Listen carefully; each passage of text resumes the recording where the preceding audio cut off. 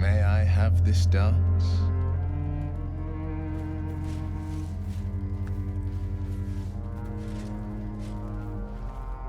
How utterly charming!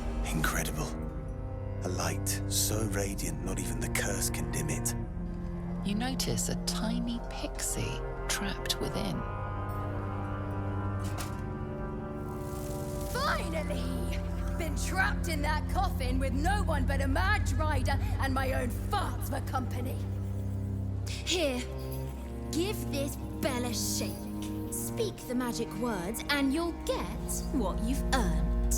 Protection from the shadow curse.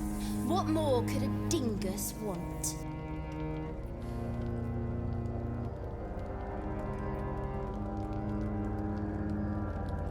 So much shadow around us.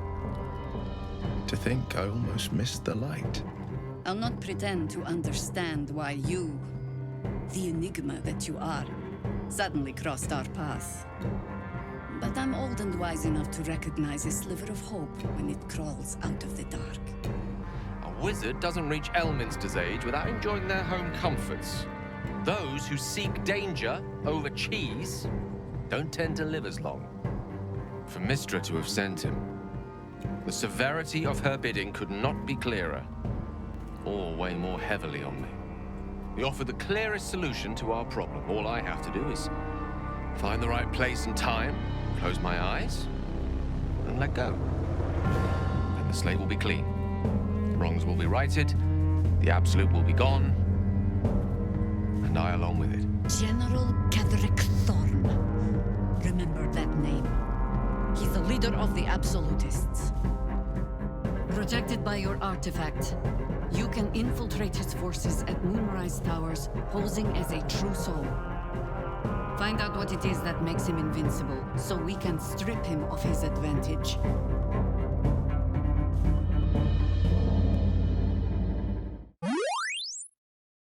Hello friends and welcome back to my channel. My name's Cinderellimouse and today we're playing Baldur's Gate 3. Happy holidays to those who are celebrating. Thank you for spending your valuable time with me. Do like the video, comment down below if you're enjoying the series, subscribe, notifications on, all that good stuff. I really do appreciate it. Helps out the algorithm, helps out me. Yeah, I am so excited because we're going to Moonrise Towers today and some of my favourite things are about to happen. I find this section of the game really, really exciting and yeah, one particular thing that I'm really looking forward to that's going to happen towards the end of the video.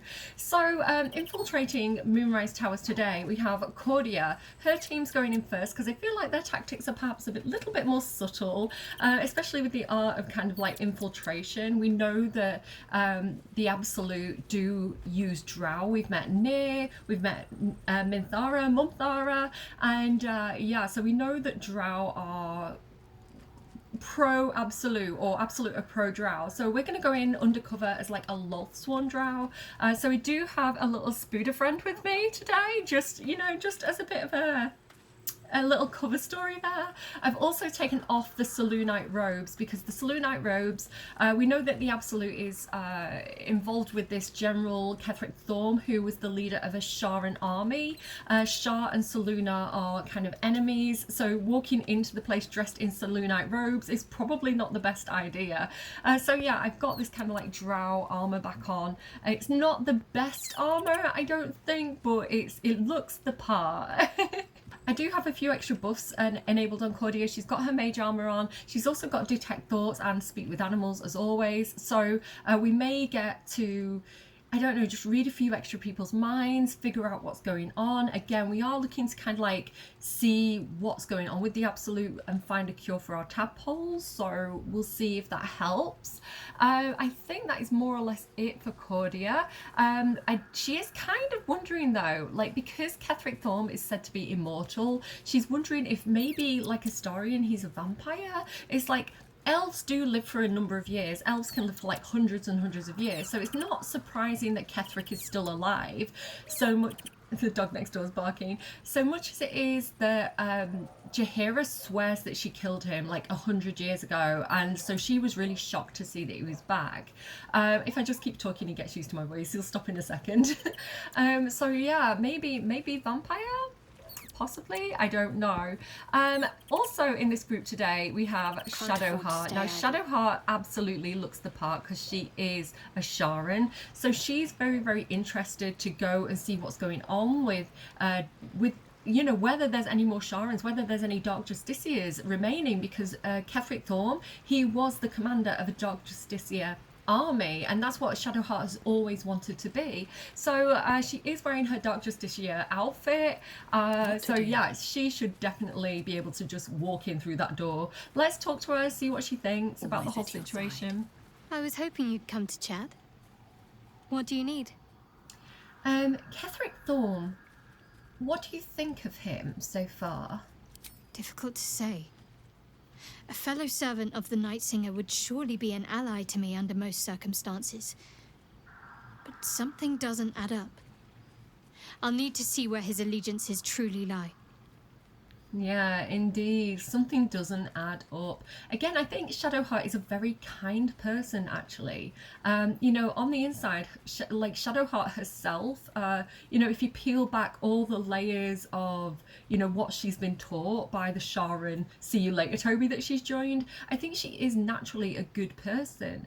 But she has these kind of walls built up of, like, you know, being secretive and not trusting people that comes from how she's been raised. So, yeah, I think, you know, seeing the absolute destruction and cruelty that the absolute has been reaping over the land, I think she definitely would feel like, I don't know if this is what I signed up for. For example, in my D&D campaign, I do have like a Sharan church, and then kind of like near the kind of graveyard and the kind of like hospice, and they do a lot of good work. Like they do, you know, console people in their grief, and they help people forget their pain and things like this. So I wouldn't say every single Sharan necessarily is bad and evil, but you know, it definitely lends itself that way. You know, I could imagine why people would join for more good reasons, you know. So anyway, let's keep going and see what Gale thinks about this situation. Now Gale, very, very high stakes here for Gale going into Moonrise Towers, which is the heart of the Absolute, because his ex-girlfriend, the goddess of magic herself, Mystra, has kind of given him this mission to go and kind of blow up the piece of the weave, like not the weave, what's it called? It's the Carsite weave that is embedded in his chest. It's basically, it can explode and take out the entire Absolute army, and so she's tasked him to do that. You know, it's not a great situation for Gale to be in. Let's talk to him and see what he's thinking on this day, you know, knowing that it might be the last day that he has here on this Faerun earth. Tell me, what can I do for you? How are you feeling? It can't be easy facing the possibility of death. I mean, we're all facing the possibility of death in this situation. It's a very dangerous situation to walk into. Let's get real here. Oh, you know me, ever the optimist. I'm trying to focus on the positives. Truth is, I was living on borrowed time already. Consuming those items would only have kept the orb sated for so long. If anything, I feel more at peace than I have in months. At least now I know my death will have purpose. It won't be a distant bang in the footnotes of history. Is Mystra always such a demanding goddess? She expects those who seek to use the weave to do so honestly, and with respect for its potential to destroy, as well as its potential to save. I doubt she's asked many of her followers to blow themselves up.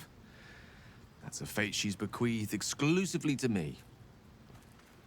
She wouldn't ask such a thing if it weren't our only means of survival. However much she's annoyed at me. I really like the way this is written, because, you know, obviously Gale and Mystra were in a relationship, so this is kind of like a breakup story, and the way that he talks about her, I think, is really very well written and quite lovely, because, you know, clearly he's feeling a little bit resentful. I think that's clear from the story so far. A little bit spiteful towards her, as people do towards their exes. But at the same time, you know, you love that person for a reason, and you understand that person really well. So for Gale to say, you know, no matter how mad she is at me, she wouldn't ask me to destroy myself for no reason. You know, this must be what she considers to be the only way. You know, she's asking me to do this for a really, really good reason, to save Faerun. So I like that. I like that. Just the way it's written is very realistic, to kind of like, you know, she's not doing this to spite me, it's for a reason. How people might talk about their exes in real life, you know, obviously with different circumstances. Okay. Don't worry, Gale, we will find another way. Okay, let's keep going. Will then. So again, Will also has a lot of chips on the table in this situation. His father, his own father, Duke Ulder Ravengard, has been kidnapped from an inn that he was staying at and taken to Moonrise Towers. We think probably the cult has probably got an interest in Duke Ravengard because he's the commander of the Flaming Fist. Now the Flaming Fist, if you're not aware, is like the police force of Baldur's Gate. They are kind of the enforcers of the city, so it does make sense that if the Absolute are trying to take over and take control, that they would want to control the people who, you know, lay down the law as well. So this is why, you know, probably they've got hold of Duke Ravengard, but hopefully we can save him in time. Hopefully we can find him and free him. Let's see what Will thinks about the whole situation. Well met. The cultists have taken your father to Moonrise Towers. Floric confirmed it. Then we know our mission. All roads converge at Moonrise. I can't remember if we said this on camera or not, so I'm just going to click it just in case we haven't. Can we trust Floric? I was 11 when the councillor spotted and slayed an assassin who stalked father from the shadows. I was 13 when she brought word of a goblin warband advancing on Rivington. Her keen scouting saved 100 lives that day. The councillor's loyalty to my father is beyond question. She's as steady as Tyr's heartbeat, as upstanding as the Sword Mountains. Father's at Moonrise Towers, and we need to save him. To Moonrise, then. We can't let the Absolute take Grand Duke Ravengard.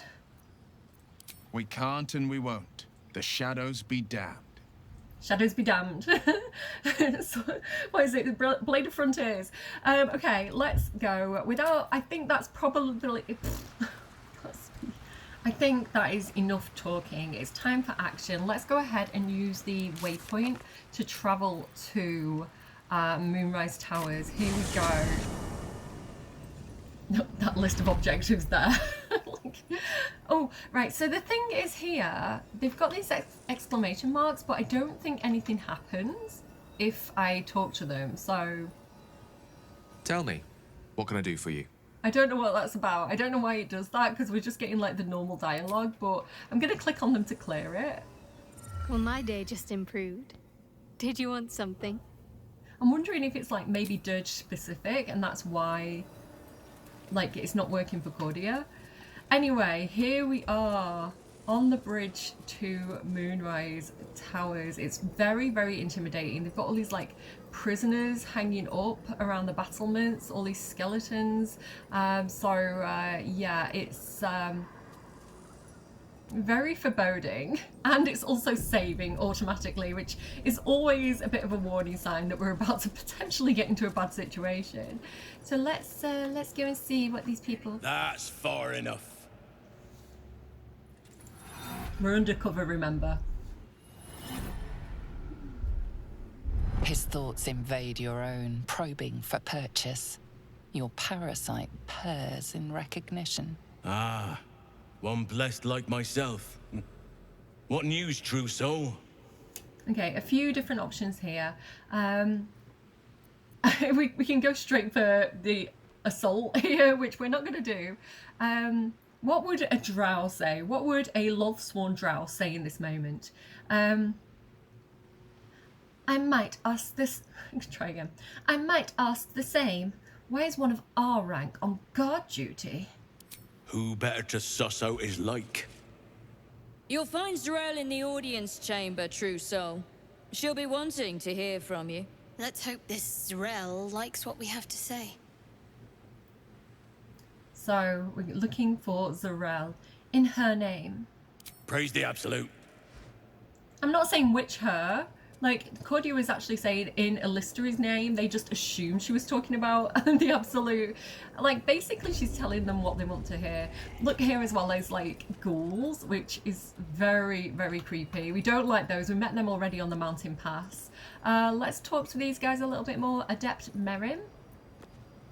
Plenty of supplies if you're running low, true soul. Yeah, supplies that you've stolen from places like the inn. So basically all the supplies that they've got to kind of give to the Absolute are stolen goods from the stuff that they've raided and pillaged from the local lands. Okay.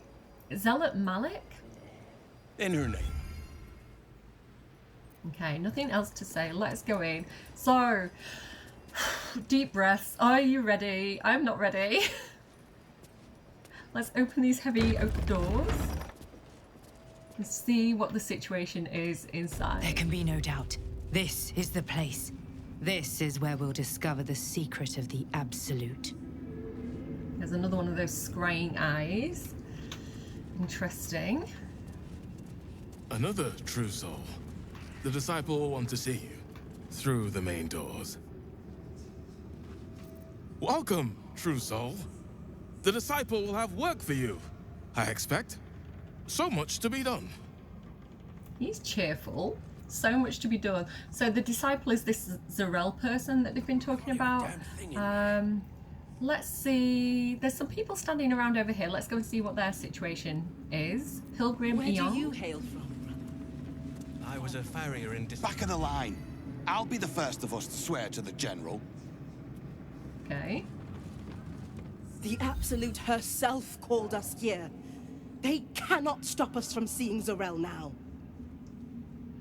So I'm assuming that they've... Sister, pray with me while we wait. I'm not worthy.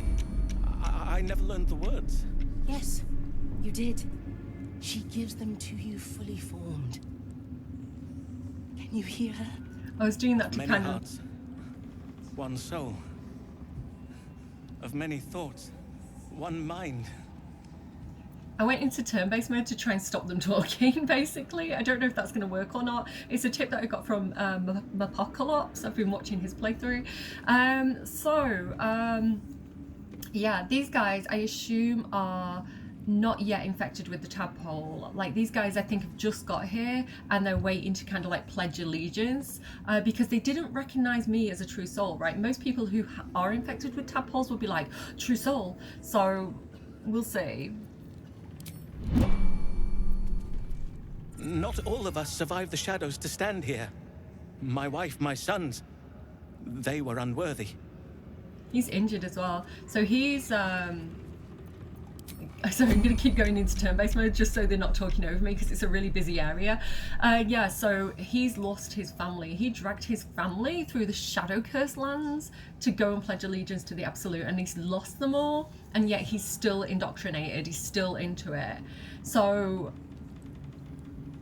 I don't think the Absolute are good. Let's put it that way. You're one of her blessed, aren't you? To hear her voice, I cannot imagine.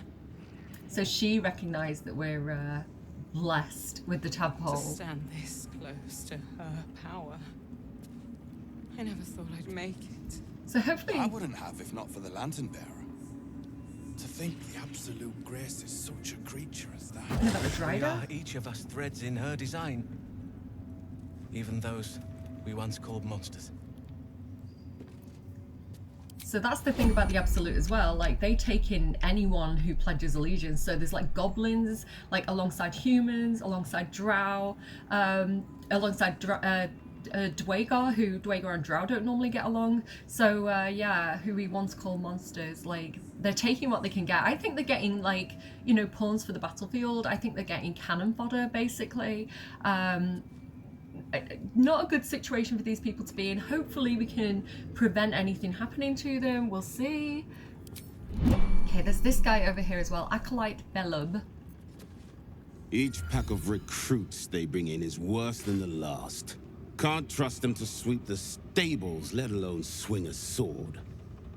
Yeah, so they're definitely going for numbers, not quality. So this isn't like the SAS, where they just want like the best of the best, right? They are just looking for literal, like scraping the bottom of the barrel, whoever we can get, like give them something they can do, like put them to work. So they're talking numbers, basically. Like these people who are devoting their lives to this See You Later Toby, the See You Later Toby, the Absolute does not care about them at all, you know? They are literally just food for the machine, pretty much. But we're in character. I'm worried that if I say something like get rid of them, the undeserving should be purged, like they'd either be killed on the spot because we're telling them that, right, as a true soul, like they'd follow orders and possibly kill them right there and then, or even like cast them out into the Shadow Curse lands, where at least they're somewhat protected from that here, it seems. I think we're going to kind of call him out because he's not towing the party line here, is he? He's not saying what he's meant to be saying. You know, it's like when people are in a See You Later Toby and they question something, it's like, shun the non-believer. I thought the Absolute welcomed all believers. Not for me to say. All I know is they're bloody useless round here. Yeah, so they're kind of like a thorn in his side, I guess. We still have to make a decision on it. I also don't want to persuade them to take them in. I want to kind of be neutral here, so I'm going to say it's not our place to question the Absolute's will. Of course. Wouldn't dare. I'm sure she's got a plan, and only she knows what part twits like them have to play in it. He's funny though. Okay, so not everybody's... I wouldn't have if not for the Lantern Bearer. Not everybody's happy with the situation. Let's keep looking around. What's going on over here? We've got some goblins. A bunch of the others were rounded up in the main hall a while ago. They ain't come back. Another warning sign. So the people who do go into the main hall aren't coming back. Heard a rumour some do-gooder stopped a horde of absolutists from getting their hands on a load of druids in some grove. Whoever it was, better pray the general doesn't smoke 'em out. Be a bloodbath, so it would. Not a good sign, because that was us. Not looking forward to walking into a room where people don't come back, that people are saying it's going to be a bloodbath. Brawler Whim. Must have come in with the Drider, did ya? Well, you're in good time. General Ketheric's in the main hall. Don't say I didn't warn you. At least we've stopped... so noisy. At least we've stopped more people being brought in by the Drider, right? We kind of brought in by the Drider. part of the way. But yeah, he's not going to be leading anyone else through the Shadow Curse lands, so that might actually save some people. So I think we did a lot of good in the last couple of episodes. Okay, I think it's about time. I think we need to... What was that noise? What on earth was that noise? Not meant to. It's true soul business, not for us. If it's bad, you'll know. Disciple Zerel ain't shy about handing out pain. I don't know if I want to meet this disciple Zerel, so he's kind of like trying to listen at the door. Shh! I'm trying to hear what's going on in there. Okay. Adept Dorikel. Pray with me. I saw it, True Soul. The army. They're nearly ready. It's nearly time. So again, he's a drow, so kind of accepting face value, I guess. We should technically be his superior because we're a female in a matriarchal society, so technically we should have authority over him for that. But with him not following Lolth anymore and following the Absolute, his priorities have kind of changed a bit. His loyalties have changed. What army do you mean? Of course the Absolute army, but let's try and get some more information. Which part of the army do you mean? Us? We are so many, and we are marching to Baldur's Gate as soon as the Absolute gives word.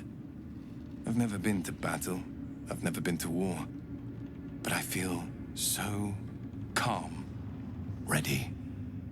Oh my goodness, so much to say about that as well. Stop talking. So, oh, we can see people in there. Look at that. I can see them. I can see them.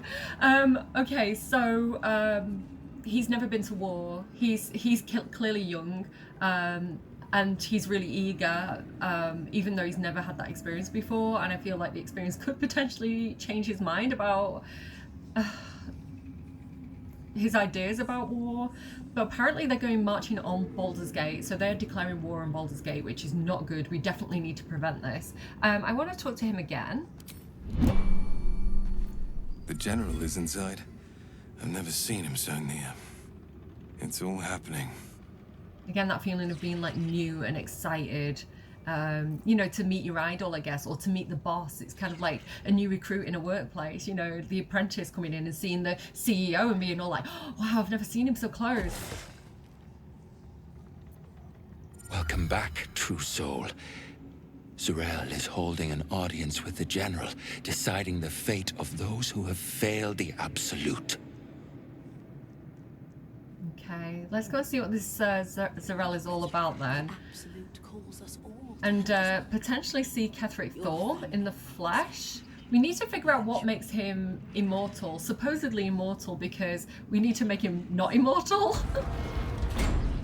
Here we go. And there's Minthara. So do you remember we knocked out Minthara at the Goblin Camp? I was like, it's really important to me that we knock her out and we don't kill her, because you get more Minthara content and I'm obsessed. So here we go. I will not be slandered!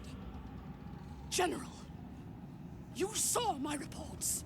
You know it's not my fault. The facts suggest otherwise. You were ordered to retrieve the artifact. You failed to do so. If I had been given drow warriors instead of goblin trash! Oi! What? You scrag! Enough! A blast of mental energy washes over you, filling the room. Your tadpole squirms, urging you to obey. Let me make sure I understand this. You're claiming that General Thorm gave you the wrong soldiers? Yes. No! You blame the Absolute's chosen for your failure? Of course it is not the General's fault. Whose then? Okay. So, how strong... Like, listen, Minthara is everything to me. She is mother. In my first playthrough, I hated her. I left her naked on the battlements of the Emerald Grove after I defeated her in the battle, because she actually attacked the Emerald Grove in my first playthrough. And yeah, I hated her. I was like, this horrible woman. But you learn more about her story, and oh my goodness, she's one of my favorite characters. And here she is in a really vulnerable situation where she renounced Lolth to follow the Absolute, and you know, she was doing her orders. She was doing her best to attack the Grove and find this weapon, which we know what the weapon is, right? But we got him. Oh my God, look at the dog. Look at the mechanical dog. I love that. Yeah, like, we got in the way. We prevented her. We knocked her out, right? We're the ones that are responsible for her not carrying out her orders, but we're not going to say that. So yeah, here she is in this really desperate situation where she's fallen from grace. She's no longer one of the favorites, and she's in a situation where she's really fighting for her life right now. And this Z'rell seems very powerful as well.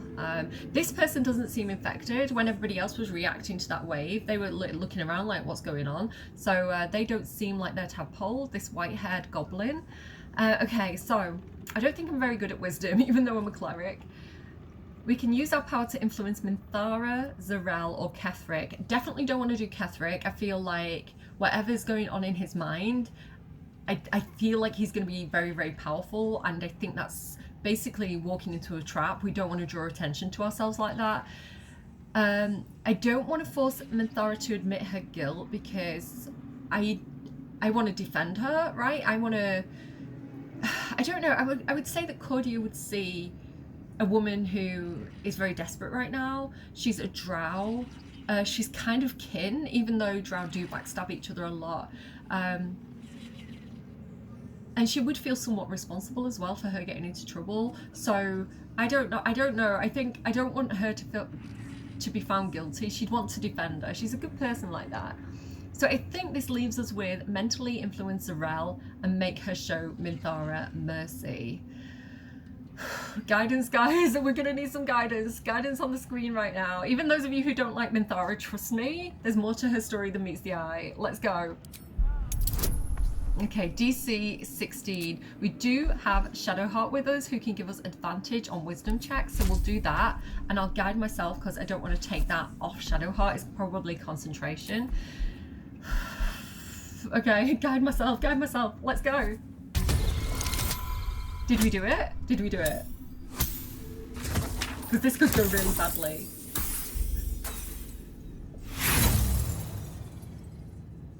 We're re-rolling. Definitely.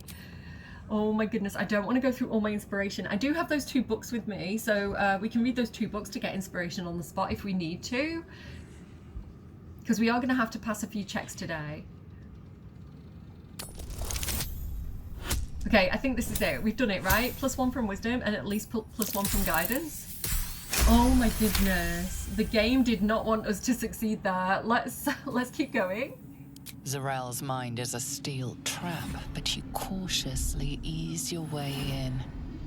You just need to shift her focus a little. I'm being unkind. Anyone might have struggled with such imperfect tools. Goblins are prone to failure. Yes, it's the goblins' fault. They failed you, General, not me. General? Take Minthara below. Someone will have to consider her fate. No! Please! Mercy! Please! Bye-bye, princess. And the goblins, General? You, true soul. You have seen what these creatures are capable of, and you have seen their inadequacies, isn't that so? What is your judgment? You know I'm loyal! Tell him! Enough! True soul, tell the General how the goblins served our cause. Okay, if Dirge was here, Dirge would be like, kill the goblins, because he doesn't like them in my playthrough. I found out as well, like, the way Will was originally written in, like, the play, like, what, not play testing, what would it be called, like, early access? Everybody hated Will, and he just had this, like, real dislike of goblins, and he was a bit of an arse, so they kind of rewrote Will quite a lot, but I find that really funny, because Dirge kind of has this I hate goblins thing. So Cordia would take pity on them, and she would want to free them. She would see them as like naive, like goblins aren't great, but you know they have a right to exist. But we also don't want to look too soft, right? So.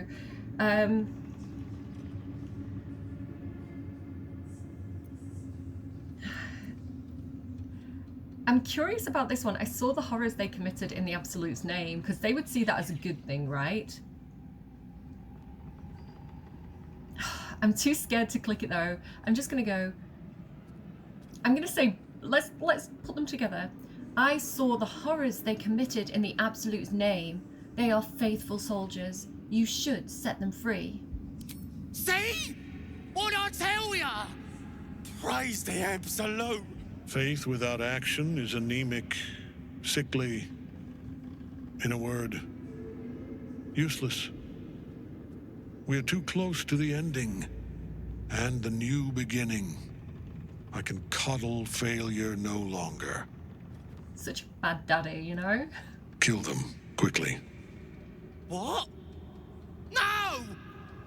You creaking old bag of shit!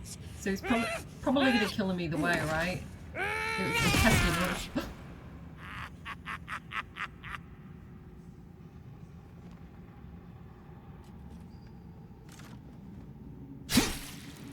He's honestly so cool. Bad guy. I'm so sorry, my lord. She's an unbeliever outside my control.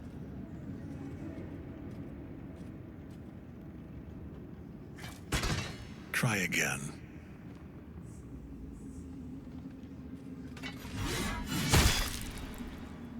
Good try. Fair. Uh-oh. No. No!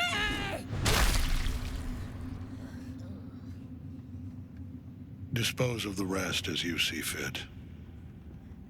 Or better yet, put that true soul to use. You have far more important matters to attend to. Or have you forgotten? Of course not, my lord. Thank you. Do you need a cleric for that? You heard the general. The goblins are yours. Deal with them however you wish. So clearly they're expecting us to execute them, basically. Because this cult is clearly brutal. I like how we left the doors open behind. Like, I hope the goblins that are out there are seeing this and being like, oh, maybe not. Maybe not. Okay, so obviously we don't want to hurt them. I'm not going to agree to that. I'm gonna have attitude. I'm gonna have drow attitude. Dratitude. What am I meant to do with them exactly? They are yours. You can release them, kill them, or feed them to each other for all I care. Just deal with them. Here in the seat of the Absolute's power, your authority over them is complete. They will obey any command. Report to me upstairs when you're done. Please! You gotta help me! For old time's sake! I can't remember Fazurk. Do we like him or not? Was he at the goblin camp? What have we got here? Oh, stop this thing! The goblin seems unsure whether to bow to you or attack. What do you want? What do you need? Well, that's that. We'll be on our way. Do as you like with the pipsqueak. The goblins slink backwards, afraid to take their eyes off you. So she did say we could release them, and she's walked out the room, so I have authority now in this room. I'm like third in command right now. So they will do what you tell them to do as well. I've tested these options. You can tell them to end themselves, like this one, not another breath from you. They will hold their breath until they die. This one, I get fair chance, fight me or you die. Like, we know how that's going to end. Guards, release them. Oh, praise the Absolute! And praise her true soul! The seat of the Absolute's power, occupied by a general that cannot be killed. But his followers are flesh and blood. Where are they going to go, though? Can I follow them? We must learn what fuels his power. So the thing in our mind then was like basically suggesting, I don't know if we're going to see these again. I think they're walking out into the darkness. Yeah, I think they're leaving. So yeah, basically we were being told take out as many of them as you can, I think. His followers are flesh and blood, but he's not. You know, we can cull the flock a little, I think is what was being suggested there. We don't want to draw attention to ourselves though. We do want to find out more about what's going on. So let's go and talk to some of these guards. You'll find traders in the entrance hall. Absolute draws coin as well as pilgrims, eh? Not my priority. Munish? An honor, true soul. Appreciate the bow. Who's this? Niram. Good luck, true soul. The disciple demands much of those who serve her. He's feeling the pressure, I think. So yeah, Ketheric is definitely immortal then. We've just seen the evidence of that. At least he appears so. Let's see what Dren had on her. Just a little goblin bow. Yeah, sorry Dren, you gave it a good try. Like, good on you for trying, but maybe should have played it a little bit cooler, I think. Actually, do you know what? She knew her time was up. Like, good for her. Like, you know, credit to Dren. Like, she knew what was happening there. She knew that she was fucked, basically. And, yeah, she gave it a good shot. So, credit where credit's due. Nola? Don't try giving orders, true soul. Everyone here answers directly to Z'rell. I thought I had authority in this room, but I suppose not. So that's the way Minthara was taken, and I definitely want to go and explore what happened to her, but Z'rell did say to us, like, once we've dealt with goblins, go and see her, so I think we should probably do that right now. I'm just going to do a quick save, just in case. I've got quite a lot riding on this, guys. Let's go up here and see what's going on up here. So there's a little bit of a library.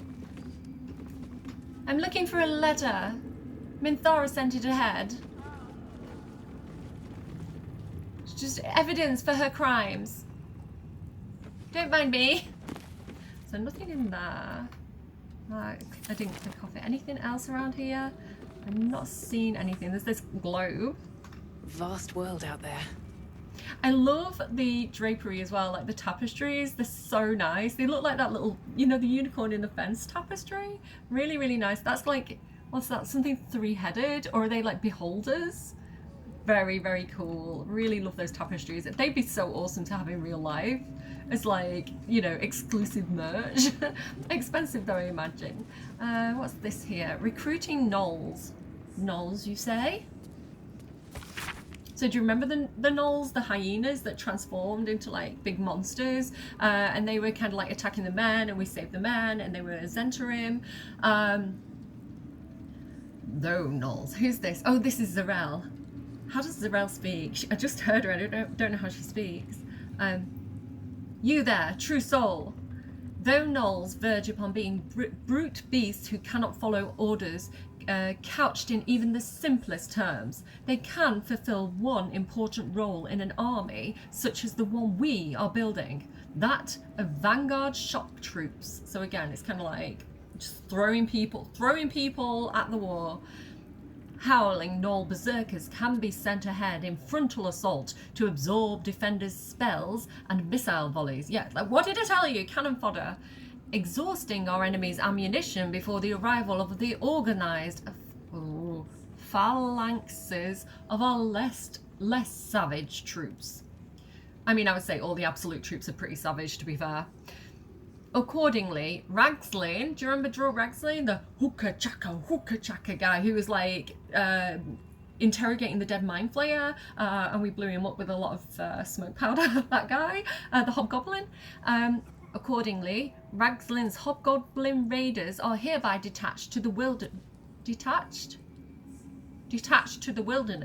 to track down gnoll war packs, capture each pack's flinned leader, and bring them back in good condition to Moonrise Towers for tadpoling. The Flins can be then returned to their war packs, where we can count on the ranks and file to follow the orders of their leaders, who will then be loyal to the Absolute. 6 such packs should meet our needs. See to it. Disciple Z'rell on behalf of General Ketheric. So, Ragslane was following orders from Z'rell, and this is why he was out there at the Goblin camp in the first place. So do you remember when we met the gnolls, we actually did meet the Flind, who is like the leader of the gnoll tribe. And they were tadpoles, so clearly they already had at least 1 out of those 6 kind of under control. So that's what he was doing out there. That's what was going on there. That's really cool that we've got that kind of like backstory. So we'll pick that up. I really like that as well. I really, really like how much attention to detail and how much thought has gone into where everybody are, you know, where everybody is on the map, why they're there, what's going on, and then to have a book like that, there's just. You know, you could read it out of context and it wouldn't really mean anything, but in the context, it's like, oh my goodness, like, we understand the whole of what's going on with the situation. Again, just the depth of information, the depth of lore is so cool to me in this game. Like, that kind of attention to detail is so cool. Nothing else there, though. Oh, hello, don't mind me. I'm searching for a letter. No feuding under this roof, true soul. We're all one under the Absolute. More's the pity. I have your head just for talking to me like that if we were in Menzoberranzan. Again, like the houses, the drow houses compete, a bit like Game of Thrones. Yeah, there was a lot of drow infighting, which luckily Cordia escaped from. Adept, yeah, but she's definitely got a dislike for me for some reason. Adept Mola. You're not the first to brave the dark for the Absolute. The war camps are full to bursting. I have to see if I can do something about that to improve the situation in our favour.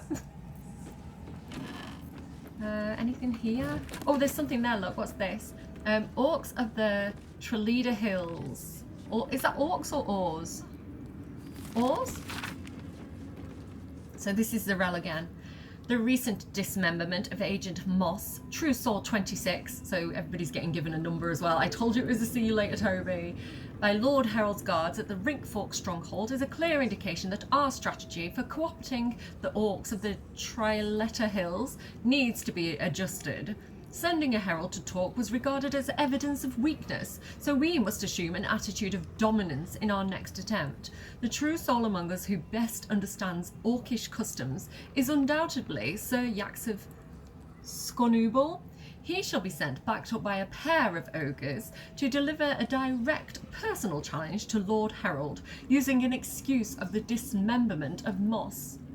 Yax is to defeat Harold and then force him to swear fealty to the Absolute, and in return we shall back, sorry I'm saying his name wrong, Herard in the conquest and alliance of the other two Triletta tribes. Inform Sir Yax as soon as he returns from the werewoods. So they're also trying to recruit werewolves, I guess. Such a shame that like actual werewolves isn't something that's a class in Baldur's Gate. It would have been so cool to actually be able to be a werewolf. Yeah, it's not a class. Is it? Would it be a class? Yeah, it would be, because it's like Order of... Is it Order of Blood? Blood Orders? I can't remember the actual name of the class. Disciples around on behalf of General Ketheric. Interesting. So we haven't really run into anything like that, so I don't think that's actually stuff that you can do in the game. What's this here?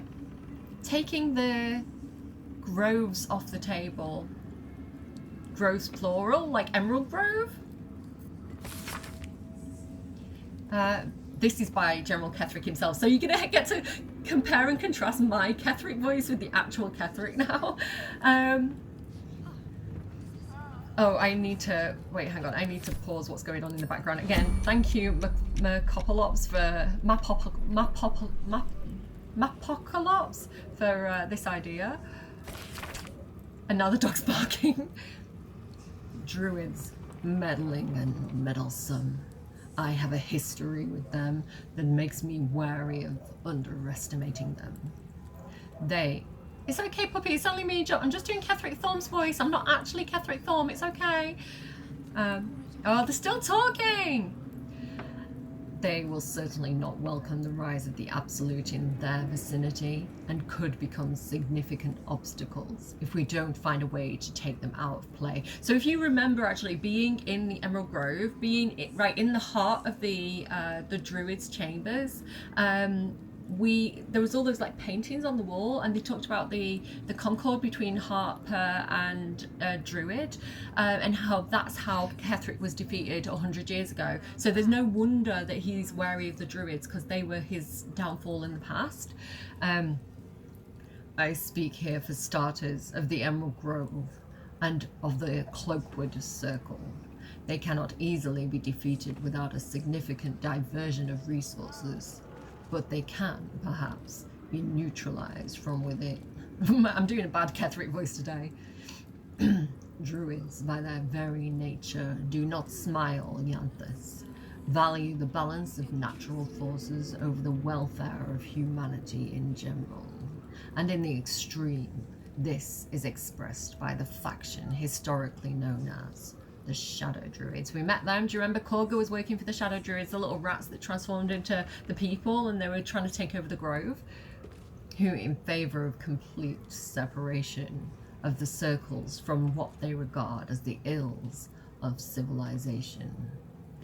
We shall identify the current leaders of the Shadow Druids, cultivate them with gifts while intimidating them with threats, and encourage them to see what the wisest and most prudent course is for the Druid circles, to stand neutral as the army of the Absolute marches on the blighted cities of the civilized. Disciples Arel shall select an appropriate agency to parley with the Shadow Druid leaders. Eventually, all shall be infected with tadpoles. So I wonder if this explains what the Shadow Druids were doing with Clover in the first place. I wonder if this was under the, maybe not, because they weren't infected with tadpoles because they would have had them on the corpses, but maybe under their correspondence with the Absolute, this was something that was arranged, or I don't know, possibly. It's not clear, right? But I really like that we're seeing like why a lot of the stuff that we've encountered has been happening and how a lot of it like comes from Moonrise, even stuff that we didn't necessarily realize at the time. Okay, I think it's time to go up the stairs and speak to Zarel. I don't know if it's a good idea to talk to Ketheric yet. I think we need to figure out more about how he can be attacked, right? What makes him invincible? Oh, she's here. Hello? Why are you here? Okay, I'm going to go back down because I don't know. I don't know what she's doing there. That's not where I was expecting to encounter her. Will she move away? And what if I go to camp and come back? We should consider helping Minthara. She may be a useful person to owe us a favor. Okay, I'm just trying to get Zarel to move because she's kind of hanging out on the stairs and that's not where I wanted her to be. And Shadowheart says, perhaps we should consider helping Minthara. She may be a useful person to owe us a favour. Let's see what everybody thinks then. The two of us. While we have a moment. Huh. So that's what people mean when they talk about butterflies in their stomach. Did you want something? What do you think of Ketheric Thorm, now that you've seen him in the flesh? He's trouble. Worse, he's a traitor. Whatever loyalty he had towards Lady Shah is long gone. It would please her greatly to see him meet his long overdue end, I'll wager. Yay! I love that, because I was a bit worried that Shadowheart would be like, oh, I shall pledge allegiance to General Thorm, and we'd be like, no. But yeah, she does not like him. Interesting. That is good to know. Alright, let's see if leaving camp and running around will have made Zarel move. I hope so. No, she's still there, look. What if I just run past her and go upstairs? Will that work?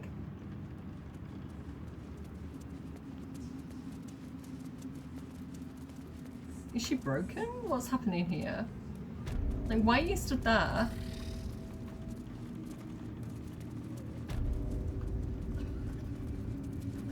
I don't know. Let's go talk to these people. That's really weird, because in my playthrough, Zarel was... General Thorm's prayers and preparations must not be disturbed. The rooftop is off limits to everyone. Even you, Disciple Zarel? Everyone. Keep watch and ensure that nobody passes. Excellent timing, true soul.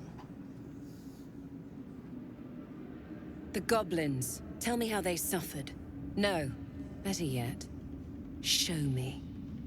Her mind enters yours abruptly, flickering across your memories in a blaze of excitement. She sees the goblins walking free, and a burning rage fans across your mind like wildfire.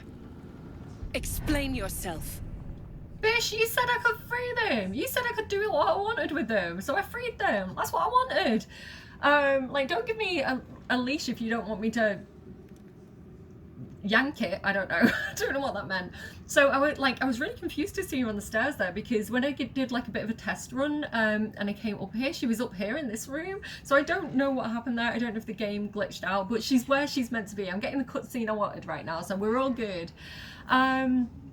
So we have some options. We didn't even get the chance to deceive her before she just went into our brain there. Like, ask permission. You said I could do whatever I wanted with them, so I did. But I feel like we're probably going to do better if we use one of these checks. dead, they're a waste of space. Free, they spread the word of the Absolute. I mean, that makes sense. I didn't want to clean up the mess. They won't get far. Let the curse take them, and save us the job of cleaning up their innards. Think you made me responsible. I didn't want to have to clean up. So we can use Eagle Splendor here with this charisma check. It's a 16. I do get a +6 already, and then I can guide myself for a +7 to 10. We failed one check already. Do I want to risk using up Shadowheart's spell slots? I'm gonna give it a try. If it doesn't work, we'll use Eagle Splendor. Give me guidance, guys. I'm so scared right now. Oh no. Ooh. Oh my goodness, we did it. Thank goodness for guidance. Thank you, everybody who gave guidance at the screen. Okay, phew, I think we're good. Very pragmatic, but very boring. Let's see if there's anything interesting in this brain of yours. She parts the folds of your mind again, touching your wants and hopes, tasting them. Every emotion soaks into her mind's palette. But there is purpose to her exploration. She is searching for proof of your faith. Uh-oh, she's not gonna find much of that. So I love these options. It's a shame we haven't got Will as an option because obviously he's the last person that we romanced. Fake it, we're better at perception than we are with deception. Oh no, yeah, better with persuasion than we are with deception. I'm not very good at wisdom. I do have the advantage of Owl's wisdom. Oh no, I don't want to prepare to attack though. No, we're not doing that. I think the best thing to do here is distract her with thoughts of your care for Shadowheart. So I just have so much Shadowheart on my mind, and then if she kind of like, I don't know, if we're using Shadowheart as like a filter, Shadowheart is so secretive, but also very, very, very Dark Justice-y. I feel like that looks good. Like Gale, he's all Mr. in the Weave, but here if we're like, oh, I just really want to romance this Dark Justicia, she's gonna be like, yeah, she's one of us, right? Does that make sense? Just thinking of Shadowheart and her sexy lips. Okay, I think we're gonna have to do this. Like, it's a 14. We're gonna try guidance. We just rolled a 16, so yeah, we did it. It's fine. I don't know what that noise was. I turned into Sazza for a second. Okay, good. Let's continue. You took pity on one of Shah's sorry little followers. Or was it genuine affection? Let's take a closer look. Pervert, get out of my brain! With the Absolute, your fantasies can become more real than flesh. The pleasures of the mind can surpass those of the body. I have already been blessed to stand in her presence. It was bliss. She gave me everything I wanted. Wait, hang on. You stood before the Absolute. Okay, tell me more because we need to know what we're dealing with here.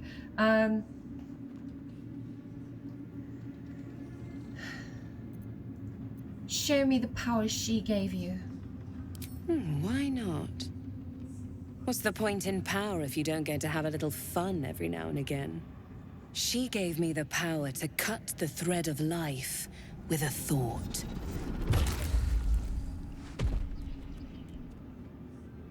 Very impressive. But I can caress as well as cut. That's why you should stay on my good side. And the best way to do that is to serve General Thorm. I have a mission for you. That's it. Play along. The closer you can get to the General, the closer you'll be to the answers you seek. Shh, not now. I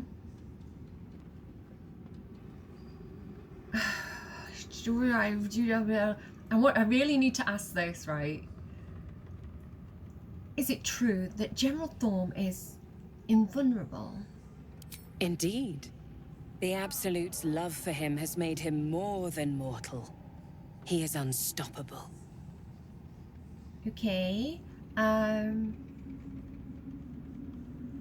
don't know whether we should act tough or just be like, praise the Absolute, I live to serve. I think that we're going to go with I think we're going to flirt a little bit, because she was kind of flirting with us with the whole I can caress thing, so maybe I'm going to pretend that worked for me.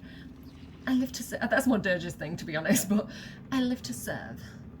What do I need to do to win your approval and your caress? There is a relic that General Thorm requires. He sent his most trusted advisor, disciple Balthazar, to retrieve it. The relic is beneath the Thorm family mausoleum. That is where you will find Balthazar. But we have lost contact with him. Go there, aid Balthazar if you can, and bring the relic home. Wait a second.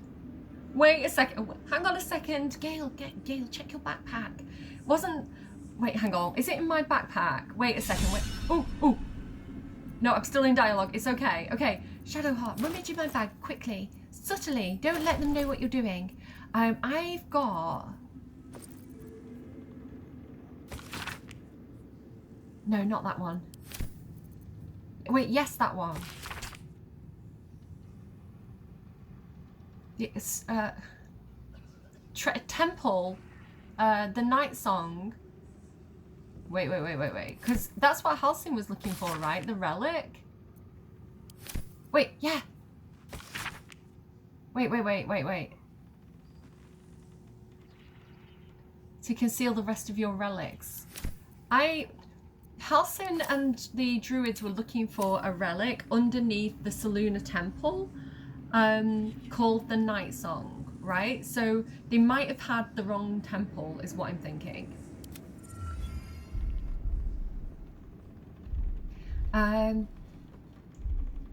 Okay, aid Balthazar. So we don't want to aid Balthazar because he's probably a bad man, so we might kill Balthazar while nobody's looking. What if Balthazar's dead? Death would not silence Balthazar for long. But dead or alive, he is lost. Whatever has become of him, it is the relic that matters. Exactly what I was thinking. Good to know that we're finally on the same page. I am interested in the relic. What exactly is this relic he was sent to retrieve? Does it happen to be called the Night Song by any chance? It is something that General Thorm desires, and that he has ordered us to retrieve. That is all you need to know. She's suddenly nervous, on edge. Talking about the relic makes her anxious. Ooh, why? Why are you so nervous suddenly? Why are you suddenly on the back foot, Zarel? Tell me more. Talking of this relic makes you anxious. Why is that? Okay, persuasion check. It's an 18. I think we need to use Eagle Splendor right now, guys. So guidance me again, because I'm still guidancing myself. Oh my goodness, look at that. The dice are finally in our favor. The dice want to know Zarel's secrets here. Like, what the fuck is up with that, Zarel? I am in awe of the power the relic must hold to be of such importance. General Thorm will not leave Moonrise without it. Okay, so if General Thorm is looking to advance the army on Baldur's Gate, but he needs this artifact first, and he's refusing to leave Moonrise without the artifact, if we get the artifact away from General Thorm, then he'll never be able to, like, carry out his plans? Is that what you're saying? The relic is vital to Ketheric's plans. You should be giving me more support. Let's try it. Fine. Talk to the Bugbear Quartermaster. Tell him he's to share my secret stash with you. Don't mind if I do. You said you lost contact. What do you mean? And I accompanied him. It was destroyed shortly after he left Moonrise. Hardly a surprise. We're protected here, but outside the shadows are hungry. Either that, or this Balthazar didn't want to be observed. Maybe he's doing something he shouldn't be doing that might make Ketheric mad at him? Something we could exploit there, perhaps? Understood. I'm ready to head out. The shadows around the mausoleum are deep and hungry. You'll need a moon lantern to survive them. Take one from Balthazar's chambers. But don't pry. The last person who snooped into his secrets lost their head. I believe he uses it as a chamber pot. So It's like a very unpleasant way to be laid to rest. We have Balthazar's room key. Okay, we need to go and look for clues and find out what's going on with this guy. I don't think we need the moon lantern because we've got the pixie blessing, but I definitely want to go and check out his quarters. What else is going on in here, I wonder? I'm just going to flip over to Shadowheart for a second.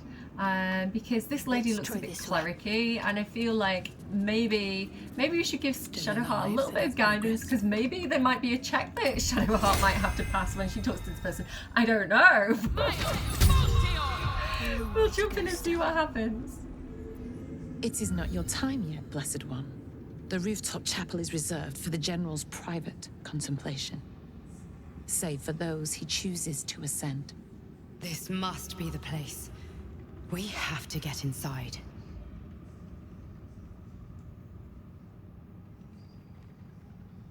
And how? I'm trying to do Shadowheart's voice. I'm not very good at it.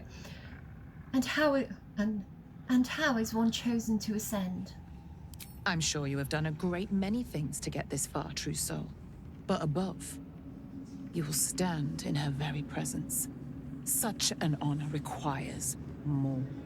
Her words are diplomatic, but her face betrays her true feelings. Utter contempt for you and all your kind. Disciples Ra will give you a chance to earn that honor. What do you mean, all my kind? Like half-elves or Dark Justiciars? What's going on here? Prove you are ready. Reach out for her tadpole. What could possibly go wrong with this wisdom check? So Shadowheart has the highest wisdom. She's got a +3 already. And we can also get her to give herself Owl's wisdom, which will help her pass this check. There we go, 16 already for a dirty 20. Would I expect anything less from Shadowheart? No, I don't think so.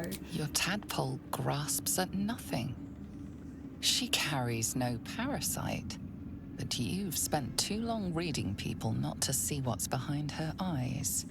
Scorn, stark behind her mask of deference.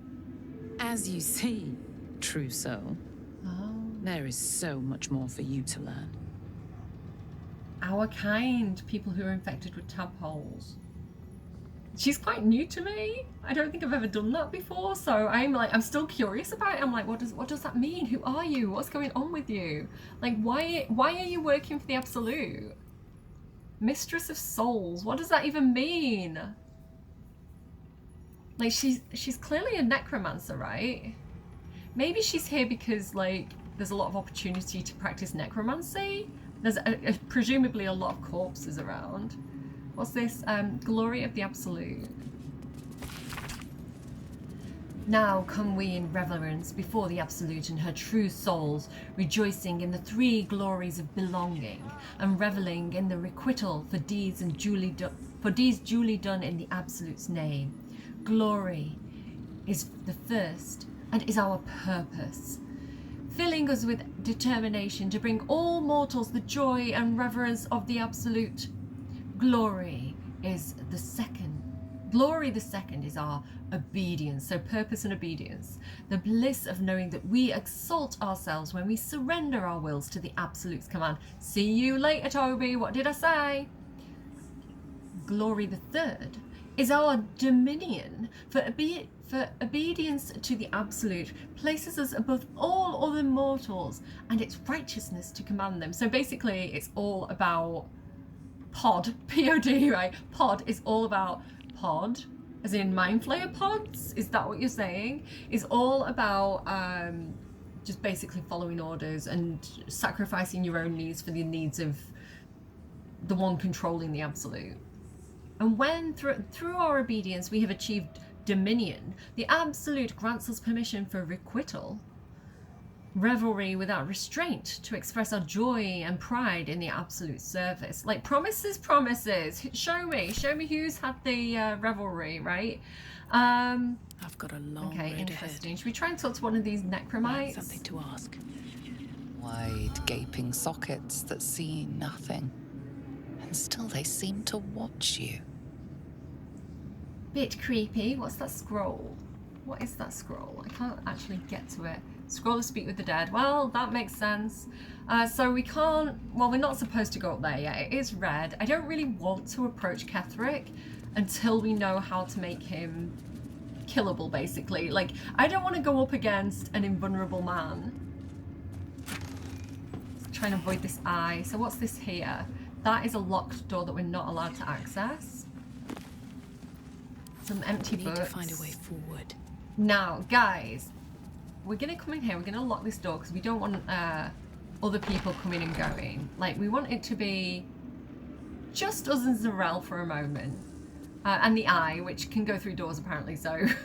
There's a lot of books here. We can kind of search through, but there's not much to find over here. A lot of like desks and books and things like that. There are though, if you keep looking, you can find some interesting things. So I'm just gonna keep looking through. Nothing there. Again, I don't want to bore you all with like looting and reading, but some of it's quite interesting to me. The leadership of the Zentrim, a battered transcript, inconsistent in colour and construction. Manuscript, sorry. The context appears to be following up on the previous material. An expert from the ongoing meta-text, Rebound by Eosefa Elgin, a scholar excommunicated from the Church of Dinir for her heretical efforts to reconstruct the metatext, her God's Annal of lost and hidden knowledge. Despite their protestation, sorry, words are hard. Despite their protestation to the contrary, it takes no keen eye to see the echoes of Bainite philosophy in the modern Zentrim practice. Bain being the god of like control and authority and tyranny. A strict militaristic hierarchy in which all power flows from the top. Those who occupies that position today is the matter of some speculation, for the Black Network's leadership was thought to be destroyed along with their headquarters at Zentel Keep in 1383 DR.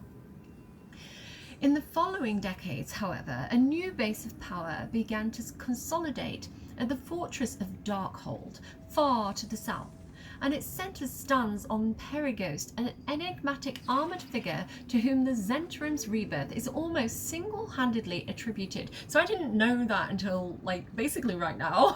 the Zentrim were came from worshippers of Bane. Whoever their leader, it is clear that this new Zentrim have not abandoned plans for domination so much as recalculated their approach. Where once, so the Zentrim, for those of you who don't remember, are like the traders. They were fighting the gnolls. We went and found their secret hideout. We could have blown it up, but we didn't. It was one of the entrances to the Underdark. Like, she had that quest where she was like, go and find me this box, but don't open it. They were the Zentrim. Whoever their leader, it is clear that this new Zentrim have not abandoned plans for domination so much as recalculated their approach. Where once their focus was on the subversion and conquest of nations, the network of today is much more concerned with establishing their stranglehold on the market, a power which crosses borders that are close to more... This is sounding like art imitates life, I'm not gonna lie. Conventional forces. So the people who control the world control it through money and marketing, and they are known to be known with the word black, right? Not people, right? Companies, organizations with the name black something. Interesting. Interesting. We'll take that. Yeah, definitely art imitates life, doesn't it? What's this? Scroll of Otto's Irresistible Dance. We'll take it. That sounds fun. Traveller's Guide to the Sword Coast, The Risen Road. I feel like we may have read that already, so I'm going to grab that and take it with us. And if it's interesting, we'll read it later. Absolute outfit. So again, if we wanted to go undercover, we could potentially wear that. What have we got over here? We've got a little gift.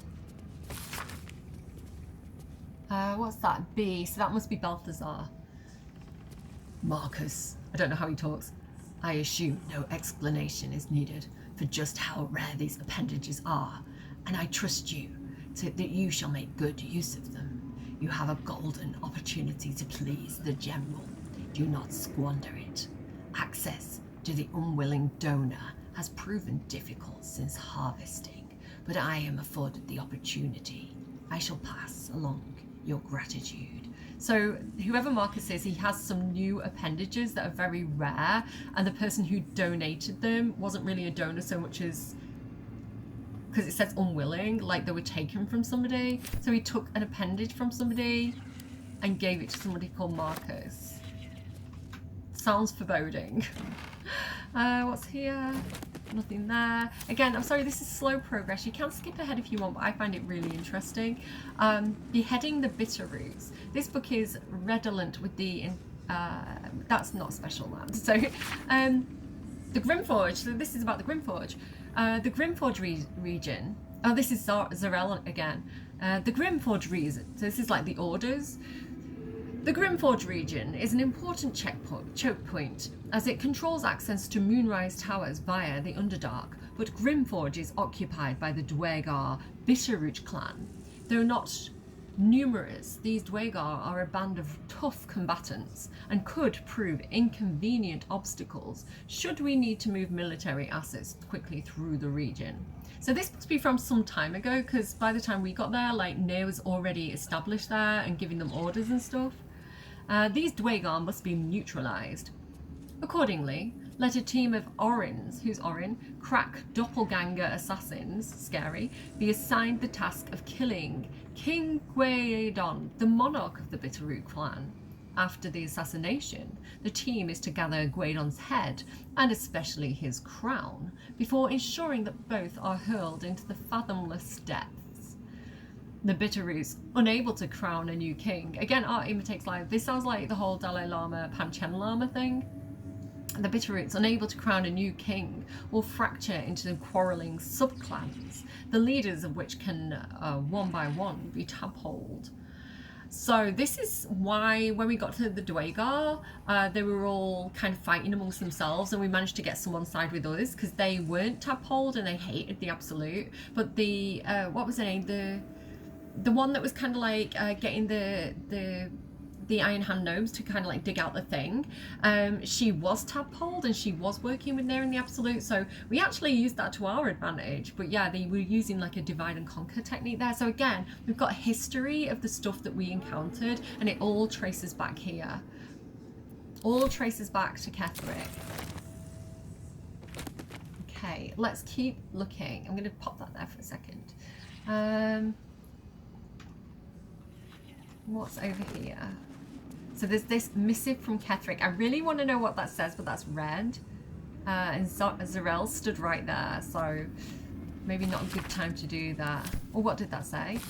This ancient map depicts the areas surrounding Moonrise in detail, depicting a profusion of local fauna, deer, rabbits, black bears, and flora, which special emphasis placed on areas of prolific foraging.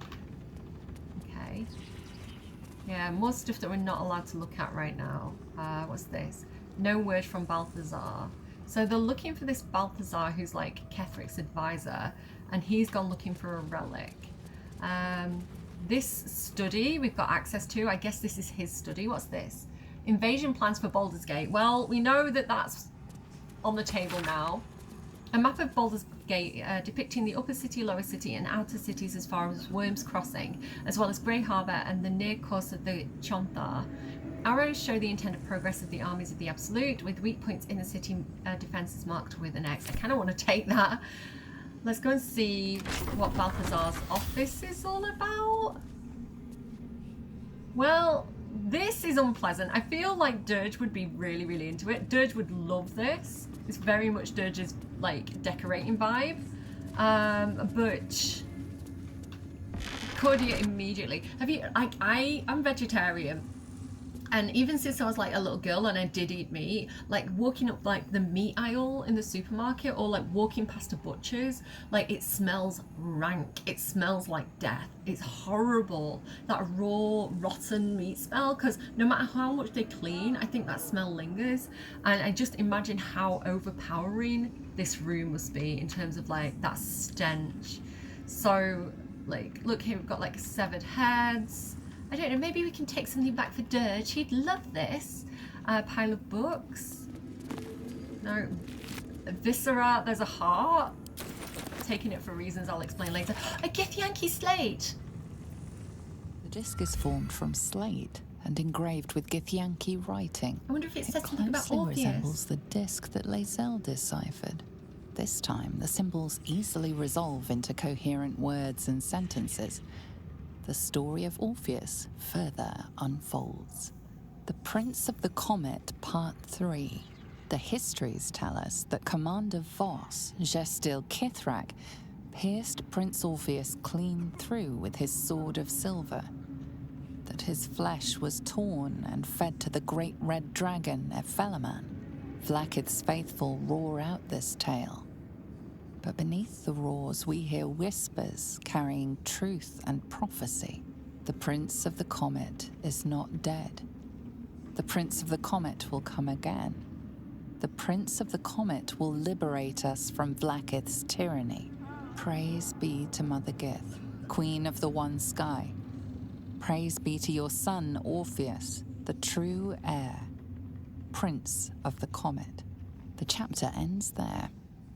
This disc might be of some interest to Lae'zel. Okay. Like the other. Another story about the Githyanki prince. Okay, so recap time. For those of you who missed the whole Githyanki episodes, the Crash episodes, Lae'zel's been following Vlaakith. Vlaakith's the leader of the Githyanki, but there's this kind of like subculture or these whispers going on that say that Orpheus is still alive and Orpheus is the true son of Mother Gith and the true heir to like the throne of the Githyanki. Basically, Orpheus is a threat to Vlaakith and to her kind of like control of power. She's basically usurped the throne from him. So interesting. If he turns out to be still alive, that could be very, very interesting. I feel like Voss is kind of like a double agent. He's approached, let me actually go to the actual thing because this will explain it so much better than I could. If we go to the Githyanki warrior, right? Oh no, here we go. Discover the history of Prince Orpheus. So I'll pause that there. You can kind of zoom in and have a read of that if you want to. But also, if I go to the Githyanki warrior, Kithrak Voss appeared in our campsite and claimed one of the artifacts is the key to liberating the one in the artifact. So the person inside the artifact that Shadowcart carries is the key to liberating the Githyanki people from Vlaakith's tyranny. We agreed to meet him in the Baldur's Gate where he knows of someone who can break the artifact's resonant free. So is that Orpheus?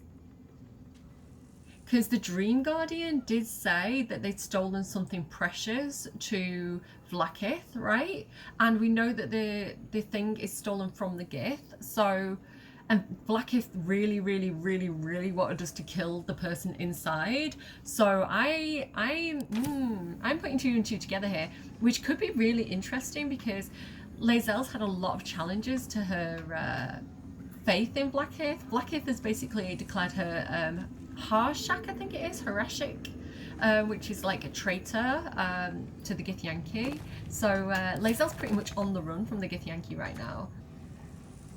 Alright, let's keep exploring this room. He's been dissecting people. So this seems like experimentation to me. This seems like why they need so many people to join the Absolute, because they don't respect life at all. I mean, they're Sharans, so, you know. But it seems like they're experimenting. It seems like there's some trial and error going on here. It's a shame I can't read these notes to see what's going on. What's that? Purple fluorite shard, I'll take it. I don't know what these are for. Does anyone actually know what the purple fluorite shards are for? Because I have like 4 of them now. I am stealing from this guy. This is a bad man. I don't know where I got that key from, but I have it now. What is this? Ooh, derivation cloak. Deadly derivation. When you poison a foe, heal yourself for 1d4 temporary hit points. That might actually be good for Cordia. She's so encumbered right now. I'm going to send that to Dirge to give to Lae'zel later. Oh, it's because I keep picking up this heavy chest for some reason. That's supposed to be at camp. I think that's some kind of like bug or glitch. So I could technically use this Cruel Sting, which is a drow weapon, and use this. and they'd work together really nicely. So I'll think about that. I don't want to do that right now, but possible option. What else have we got here? Anything in this desk? We're looking for clues, guys. Like clues about why Ketheric and Balthazar are so interested in this relic. Plenty left to see. I spy with my little eye. Nothing of note, really. Will just failed a perception check, which is interesting. Oh, what's that? What's what? Shadowheart, what do you... Ooh, what is that? Okay, interesting. Okay, we will explore that. I just want to keep looking around a minute, though. Oh, this... I didn't even think to look at these corpses. Another heart. I think one heart is more than enough. Did I read this? Attention of acolytes. A reminder. Acolytes are permitted entry to my chambers for the sole purpose of collecting moon lanterns. My library is not to be tampered with. So that's interesting because the bookcase is highlighted and he says don't tamper with the library. While the Absolute appreciates your eagerness to learn, my bookshelves do not. Any request to borrow from them must be given to me in advance and are like to be refused. Should you desire information on poisons, do not think to read any tome on the subject here. They are inclined to grant more knowledge than the written word could provide. So if we try and read the poisons, we might get poisoned, is that what you're saying? Remember, the Absolute's purpose is better served by a beating heart than a poisoned mind. Though if you choose death, I will ensure you serve her still. I may have picked up the heart for a reason, guys. A beating heart more than a poisoned mind. So if I go and look over here and I hover over these bookshelves, the ones that are highlighted are these like single rows. Conventional medicine, galvanic interrogations, musty tomes, and poisons and venoms. So if we look here, can you see all this? This bookcase is trapped, basically. And it didn't work out too well for this guy, who clearly didn't follow the advice and tried to grab a book for himself. So we have to figure out basically which books we can touch and which books we can't. So not poisons and venoms, so we've got 3 others. Let's keep exploring. Let's see if we can find any more information. There's a moon lantern? Is it a working moon lantern? Is there a fairy inside? Can I free them? Like, if I equip it, is there a fairy inside? I mean, I don't think so. I don't know. We'll try and figure out if there is a fairy in it. We might smash it when we get out of here. Let's keep looking around for more information. Here, is this a book I can read? No. Okay. What's over here? Balthazar Personal Notes 3. Where's number 2? Request from the next caravan. Any works by Mordecai must catch up on current events. No, Volo. Oh, no, Volo. He's saying don't read Volo. Not reliable. Remember Volo, the bard, who's kind of like makes stuff up? It's like, every story benefits from a dragon. Better a century of ignorance. Hin Vellum holds ink like no other. Could harvest from an acolyte. New copy of Swift and Sudden Death for library. Current volume badly scorched. Okay, so I don't think that's telling us... I don't think that's telling us much. Swift and Sudden Death, was that one of them? Was that one of them? I don't know. I don't know. I'm nervous. So is there another book somewhere that I've missed? Goblins, the Maglubiet Gambit? Shouldn't have wished Maglubiet's the god of goblins. Maglubiet. Goblin troops, though crude and a bit dim, are valuable because they are adaptable and can be fitted into a number of different military roles. Excel at archery skirmishers and war cavalry scouts. If vigorously drilled, some can function as disciplined phalanxes, so like the sides of the army, right? Armed with half pikes, and even those who can't be trained to march in step can serve as prime catapult fodder. I told you, literal like cannon fodder, but catapult fodder. The key to recruiting a tribe of goblins is their profound respect for their priests, who lead the tribe members in the worship of all-conquering Muglubiet. Therefore, let the high priests of the 7 tribes in the southwest Sword Coast be invited to a grand council, a feast where they will be well fed, well flattered, and well lubricated with jugs of plonk, laced with a mild paralytic. The priests will awaken with new guests in their crania and be led into docile devotion to a new and greater god than Muglubiet, the Absolute. And trust me, where the priests go, their warriors will follow. So this is where Priestess Gut comes into it. Do you remember Priestess Gut? She had Dirge chained up at one point. She must have been the leader of that whole tribe, and they all followed her because she was the priestess.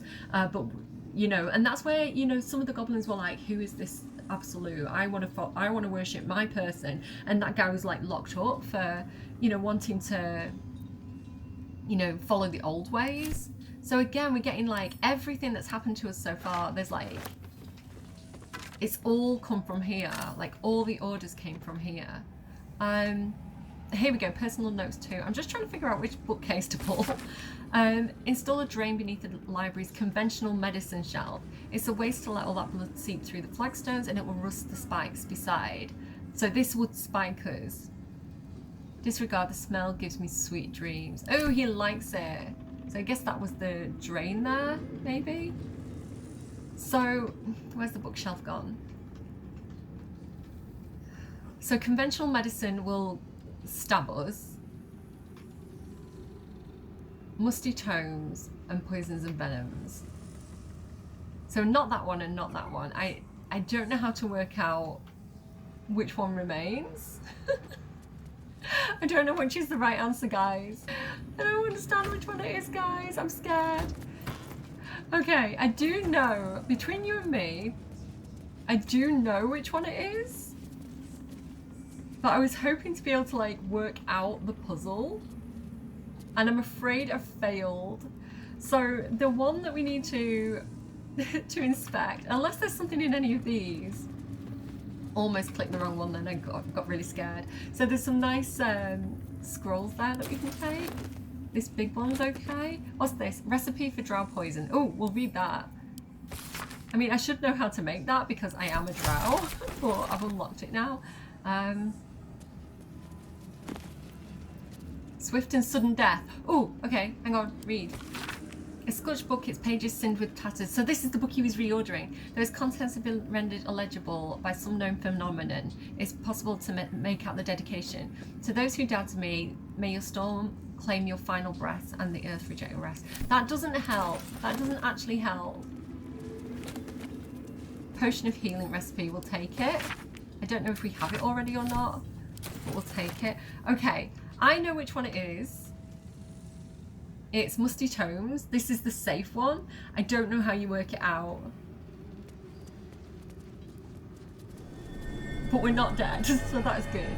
And now we can put the heart in here. So it's saying like, don't poison yourself, use the heart.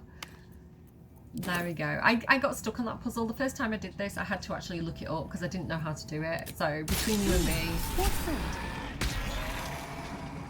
This one had me stumped.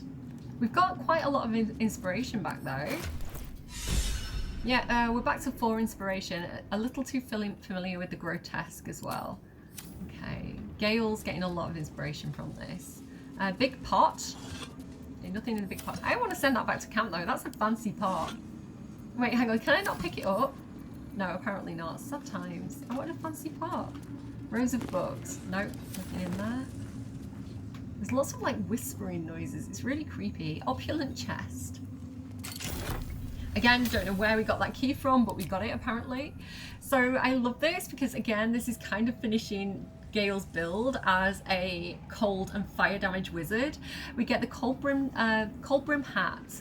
Once per day, any condition inflicted on a target also applies 2 turns of encrusted with frost. So you've seen me using encrusted with frost before, and this is just like stacking that condition basically. Again, we've picked up that heavy chest. No idea why. It's such a weird bug. But let's send that over to Gale. And yeah, try out your new hat. It's better than what he's got. He's currently got this like synaptic, like you get arcane synergy for 2 rounds, which is fine. Weapon attacks deal a damage additional to... He doesn't really do weapon attacks, so there's no point in him having that really. Let's put this on him. And he looks so wizardy. I'm going to hide it for dialogues because it does cover his face a bit too much sometimes in cutscenes. But yeah, we're going to give him that proper wizard's hat. It looks so much better than like the tiara thing that he had on. It's so much more wizardy. Okay. I've been recording for a while. I'm like losing the ability to talk. So thank you for putting up with me while I'm having a moment. Let's keep looking around there. What else is in this room? Research notes. I have redirected some materials from beneath the tower. I plan to simply raise what forces I need inside the mausoleum itself. That's where he's gone, right? He went to a crypt or a mausoleum, but the general prefers that no more of his family crypts be disturbed. Why have you been disturbing General Thorm's family crypts, please? Even so, I may have no choice. The temple will not surrender the night song easily, and the general's invulnerability depends on it. Okay, secrets out. So this is the key to making General Ketheric Thorm vulnerable. If we can find that night song and figure out how he's using it to be immortal, like we can make him mortal again, basically. And this is why it must have been so important. I am sure he will forgive a little transgression if it frees the army to move. My tummy rumbled. I am sure he will forgive a little transgression if he frees the army to move on to Baldur's Gate at least. So he's going to continue, like, there may be trouble in paradise as well, because if Balthazar is saying, I'm going to carry on messing with General Thorm's family crypt and, like, his family's tombs, like, I imagine Ketheric wouldn't be happy about that. But also at the same time, he's relying on Balthazar somehow to his involvement to keep him invulnerable. I wonder if we could exploit that tenuous relationship between them. This night song sounds like the source of Ketheric's immortality. Yes, that name. Not the first thing you'd think to call an artifact of the Absolute. Sounds powerful no matter the name. If we find it, we can turn it against him. First, we have to find it. And I suspect he keeps it very, very well hidden.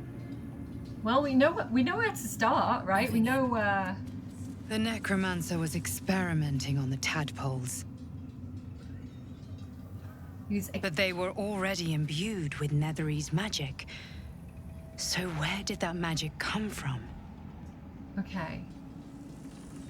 So do you remember our tadpoles are special? They're not like the other tadpoles because they're imbued with the Nethery's magic. But it wasn't Balthazar. So he was probably trying to find out where the source of this came from as well. Right? I'm confused about what's happening there, to be honest. That's horrible. I don't want to look at that any longer. Like, look here, the poor little fairies, the little dead pixies. So this is where he's been making the moon lanterns. Okay, let's click on this. What's this? Carved into the bench's rotted surface are strange, half-faded sigils. A magic circle of some kind, thick with darkness and decay. A ritual circle. And a complex one at that. I've seen such a construction before in the writings of the Weave Pasha Raven, though his vision was not so tainted. What's its purpose? Sigils are written in a curious mix of tongues. Ancient Kalashite, Netherese, something else I can't quite make out. If I'm reading it correctly, it was used in the creation of moon lanterns. No shit, Sherlock. It's mostly drained, but even now contains a powerful dose of shadow weave. The discarded pixie corpses might still contain enough essence. With one of the broken lantern casements... Yes, I think I'll be able to craft one more lantern. And with a slight modification of the casting gesture, it might be able to wield the shadows instead of repelling them. Though, Mistress' eyes may be upon me. And she'd forbid me dabbling with such magic. She'd want it destroyed. Wasted, arguably. Forget what Mistra wants. Think about yourself and what Lady Shah's power could do for you, Gale. Make the lantern. Spread her will. In my first playthrough, like, I am inclined to not do it because it sounds bad, right? It's like shadow magic, connected to Shah and all this darkness and bad things that are happening. I don't like the idea of it, and I think it's really sad for the pixies as well. Like, even though they're dead, like, for them to be used in that way, it seems really disrespectful. I don't like it personally as a player. In this specific playthrough, even though Cody is feeling like she doesn't like it, this is not her thing. She's about light, right? She'd be like, destroy it, this is bad. But with respect to her companions, being a very thoughtful and considerate person about their feelings and their wants and desires. One, Gale is showing inclination to do it. He's excited to do it. The only thing stopping him is that Mystra might be mad at him. And to back that up, we also have Shadowheart, like, yes, do it. My goddess is blessing us, kind of thing. So she would concede to them. Will's not been vocal about it, so he's not expressed an opinion. We could go with it's your choice, Gale, whatever you want to do. And that's what I actually did in my first playthrough, and he chose to destroy it. But it does give us a really interesting item that I've never used before, so we'd be doing this for the first time together. And the only thing you get, if we destroy it, the only thing we get is like a buff, Mistra's Blessing, but it goes when you long rest. I think it's like a temporary buff, so actually having the item could be more useful. And I'm curious, right? This is the do all the things thing. So based on the fact that Gale is expressing an interest in doing it and he's backed up by Shadowheart, we're going to say, and because we're jealous of Gale's ex, she's going to say, Mistra's not here, and we are. I say you go for it. Craft the lantern. Do it, Gale. Do it for the team.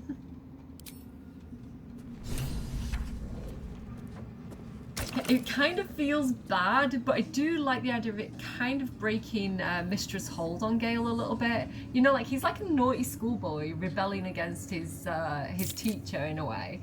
And I feel really bad for the dead pixies. We'll take one. Like, we'll give one to Dirge to honour it. We'll carry it around with us. Remember the pixies. Hashtag remember the pixies. Okay, Gale wants to talk about that. Okay, 1 second, Gale. I'm going to pick up the dead pixie. Oh, you are, apparently. We're going to send that to Dirge if we can. There we go, Dirge. One of the many bodies you're carrying around. So this gives us the Shadow Lantern, which gives us Conjure Shadow Lantern Wraith. It says, encased in a cocoon of shadow within the lantern, the mangled pixie lies like some deformed pupa. So it sounds horrible. It makes me feel bad. Its mouth slack and those same shadows crawling over its greying tongue. What I'm going to say is, even though this feels very wrong to me, I'm hoping that we can honour the pixie by doing some good in its name. Like, it didn't die or get experimented on or used in this way for no reason.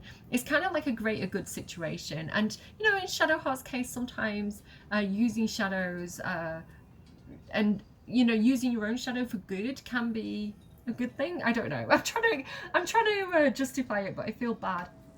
It is a level 6 spell, so this is the highest level spell you can actually get in Baldur's Gate because it caps at level 12. So yeah, it says Conjure Shadow Lantern Wraith. So this is going to allow us to have like a Shadow Wraith, like the things that have been attacking us. Pull an undead creature from the depths of the Shadow Lantern's depraved magic to join your side in combat. I don't know who's going to wield this. I like the idea of it going to somebody who can dual wield, who doesn't necessarily always use the melee weapons. So I'm thinking, I don't think it suits Gale. I'm thinking maybe Shadowheart, because it's shadow magic. I like it that it's kind of necromancy as well. Maybe Dirge, maybe Astarion. I'm going to have a think about it between episodes. For now, I'm going to give it to Shadowheart, but I don't think we're going to use it, like, just yet. Let's go ahead and talk to Gale. If Mystra were here, I don't think she'd be best pleased with me for doing that. She was always rather fond of pixies. Still, I'm sensing no signs of any divine retribution incoming. Not quite sure what to make of that. She's using you, Gale. She wants you to obey her command. She's hardly going to chastise you and put that at risk. A valid and most astutely observed point. So long as I have her mission ahead of me, I suspect she'll not want to distract me with any undue moralizing. It may not be the most savory kind of magic, but it will taste sweet enough if it brings us to the heart of the Absolute in one piece. And let's keep you in one piece, hey? We're not going to judge him now. After, like, be sure you understand what it is to use that kind of magic. It corrupts by its very nature. I am really curious, actually, because with the next patch that they're going to do to Baldur's Gate, they're adding, I think it's like 12 subclasses, and some of those are shadow magic, like a shadow magic sorcerer, for example, and like, I don't know, death clerics and things like this. So I'm really curious to know, like, these new subclasses that use shadow magic, like how they're going to interact and what kind of dialogue checks we're going to get kind of in places like this. I'm really excited for that. But yeah, we're not judging. I like this one. And beyond it, if Mystra is letting you choose these powers, you have a choice with the orb. Quite the pair of legs you've got on you to make that kind of leap. No, Mystra wouldn't have issued an order like that if she was content for it to be ignored. She meant it. Perhaps so much so that she's willing to overlook transgressions like this. Now come, best keep moving. We have many more shadows to face before we reach the heart of the Absolute. I did like it better when Gale thought I was clever. I think the headband of intellect slipped there for a moment. Right then, let's keep going. Let's look out here. And there's this door here. It is red, but the lever's not. Let's pull this lever.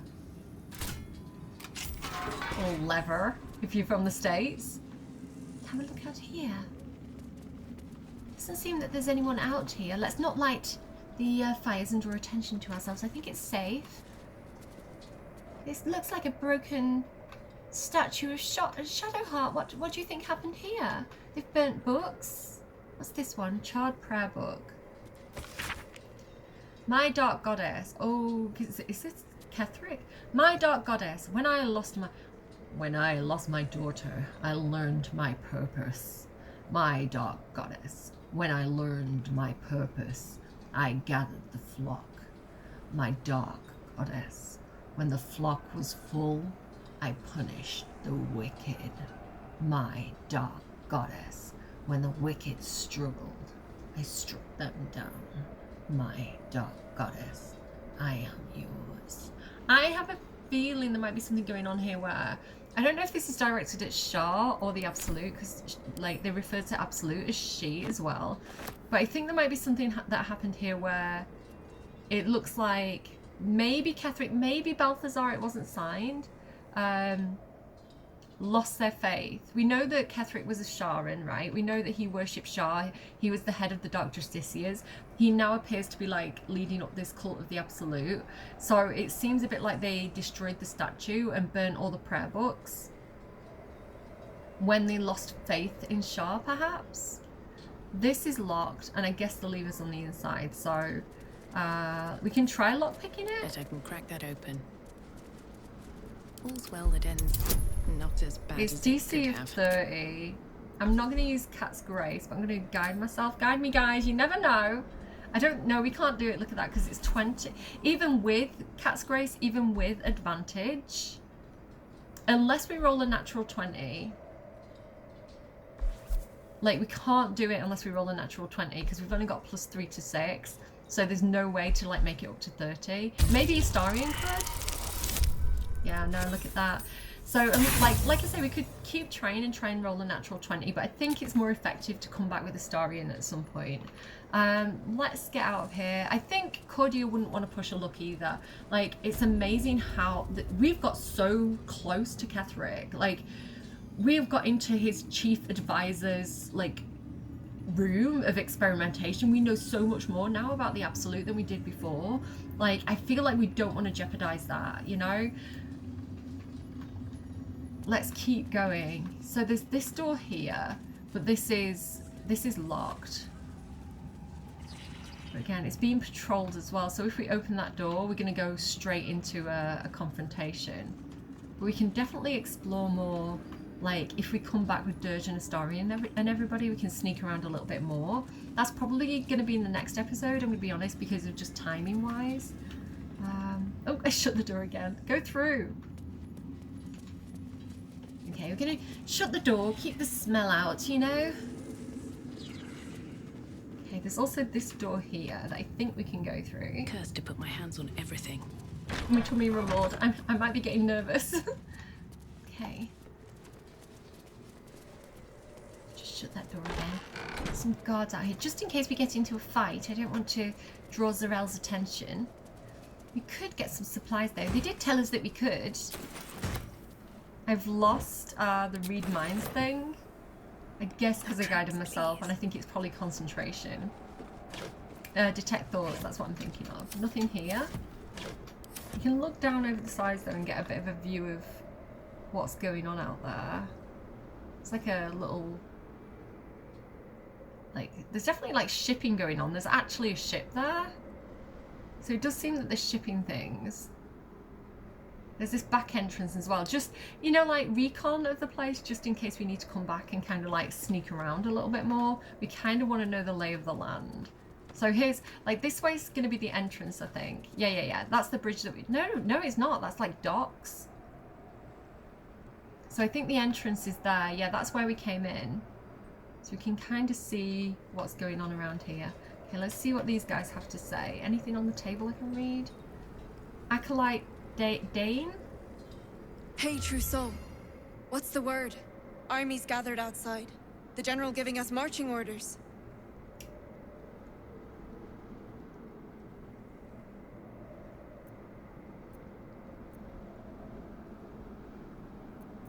I like planting seeds of doubt, you know, just kind of stirring things up amongst the ranks. Keep it to yourself, but I heard the general's advisor is missing. The necromancer? The general won't leave one of his own behind. He might be the Absolute's chosen now, but he's still a soldier at heart. I don't know if he's bothered about leaving Balthazar behind so much as he is bothered about leaving the artifact behind, especially if that's what's keeping him alive. Zealot Benel. Seen the view out west from the terrace? All those beasts camped under one banner. That's the Absolute's power. The General's power. Right. You say that like it's a good thing. I haven't seen them actually, no. It's quite dark out there. It's hard to see. You know, view distance is down, a bit foggy. Okay, so...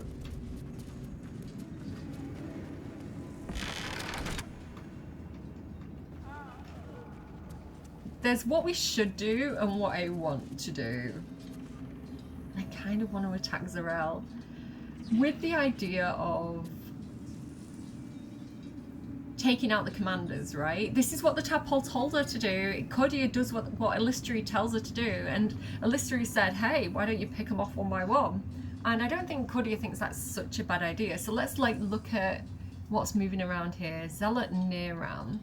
Is there someone else in this room with us? No, well, the eyes come back in. We'll have to wait for the eye to move. We could potentially take the eye out. I do have like Thunderwave and stuff. I think we took that, right? Right, hang on. Wait. Turn-based mode. Okay, this might be the stupidest idea. What's next? Okay, we're not in combat yet. I'm gonna save. Okay, so if I look at Zarel, she has really, really low wisdom. She actually has a -1 to wisdom checks. Hold person, I think, is a wisdom save. So fingers crossed she will not do this. I'm going to actually give Shadowheart guidance. I don't know if that's going to help or not, but I'm going to try it. Okay, again, we're not in combat yet. We've paused time, but we're not in combat. So we can move around a little bit. And then I'm going to hold person. I can't do it level 2. I'm going to have to waste a level 3 spell slot, but they're both going on her. Or I guess just one. Just do it! Just do it! You were witnessed assaulting someone. You're headed for the cells. Can we talk our way out of it? Is it, who is it? I think this is Shadowheart. Oh god, she's got a -1.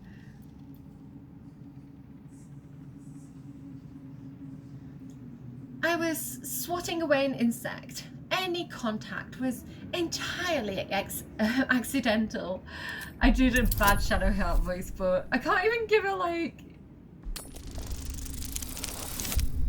Oh no, I think I'm gonna have to re-roll, guys. I'm gonna have to load the save. Okay, let's try that again in that case. So I'm gonna go in again with the guidance. I don't know if it makes a difference or not, but I'm gonna try it. There we go. Shadowheart has her guidance. Can she hold person? On Zarel. Where is it? I've not switched it over yet. Get rid of... Oh my goodness, I'm all over the place now. There we go. Okay. Okay. There it is. Wait, I've lost it again. Okay, hold person. Guidance me, guys. There we go. Okay, the reason why I'm doing that is because she has 90 health, and she has a lot of scary things. So hold person means that we guarantee critical hits pretty much. So what I'm going to do now is have Will come over. Best foot forward. And we're going to try a good old Divine Smite. I'm using Will for a reason which will become clear in a second. Come on, guaranteed hit. Let's make it critical. Come on, Will. She's not quite down. She's not quite down. Okay, in that case, we're going to go again. I'm going to get a potion of speed. Okay. Do you know what? I don't even think I need that because she's whole person, right? So I think she's stuck till the next turn. I want Will to do this. How much damage did he do? 28 radiant damage, 9 fire damage, 22 slashing. Lots of damage. Lots and lots and lots of damage.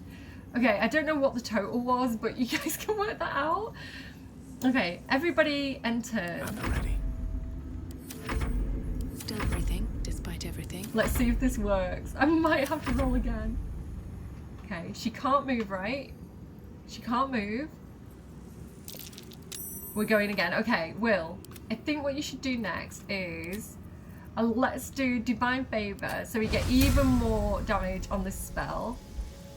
Just level 1. Okay. So now we're doing even more radiant damage. And then we're going to go again. Divine Strike, level 2. Smite, sorry. Critical hit, 10 to 47 damage.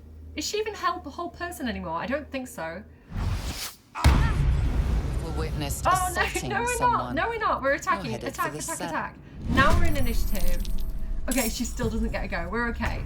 Will, I'm gonna need you to actually to do this. Okay, I'm gonna use everybody else to kind of like much for peace. wear her down a little bit. I need Will to do the end shot for reasons that will become clear. Okay, can I get her with an ice knife? No, I'll hit Will. Okay, can I get her with like a level 3 magic missile? Just to work it down a little bit. 25 is the max that I can do. This works so much better in testing, guys.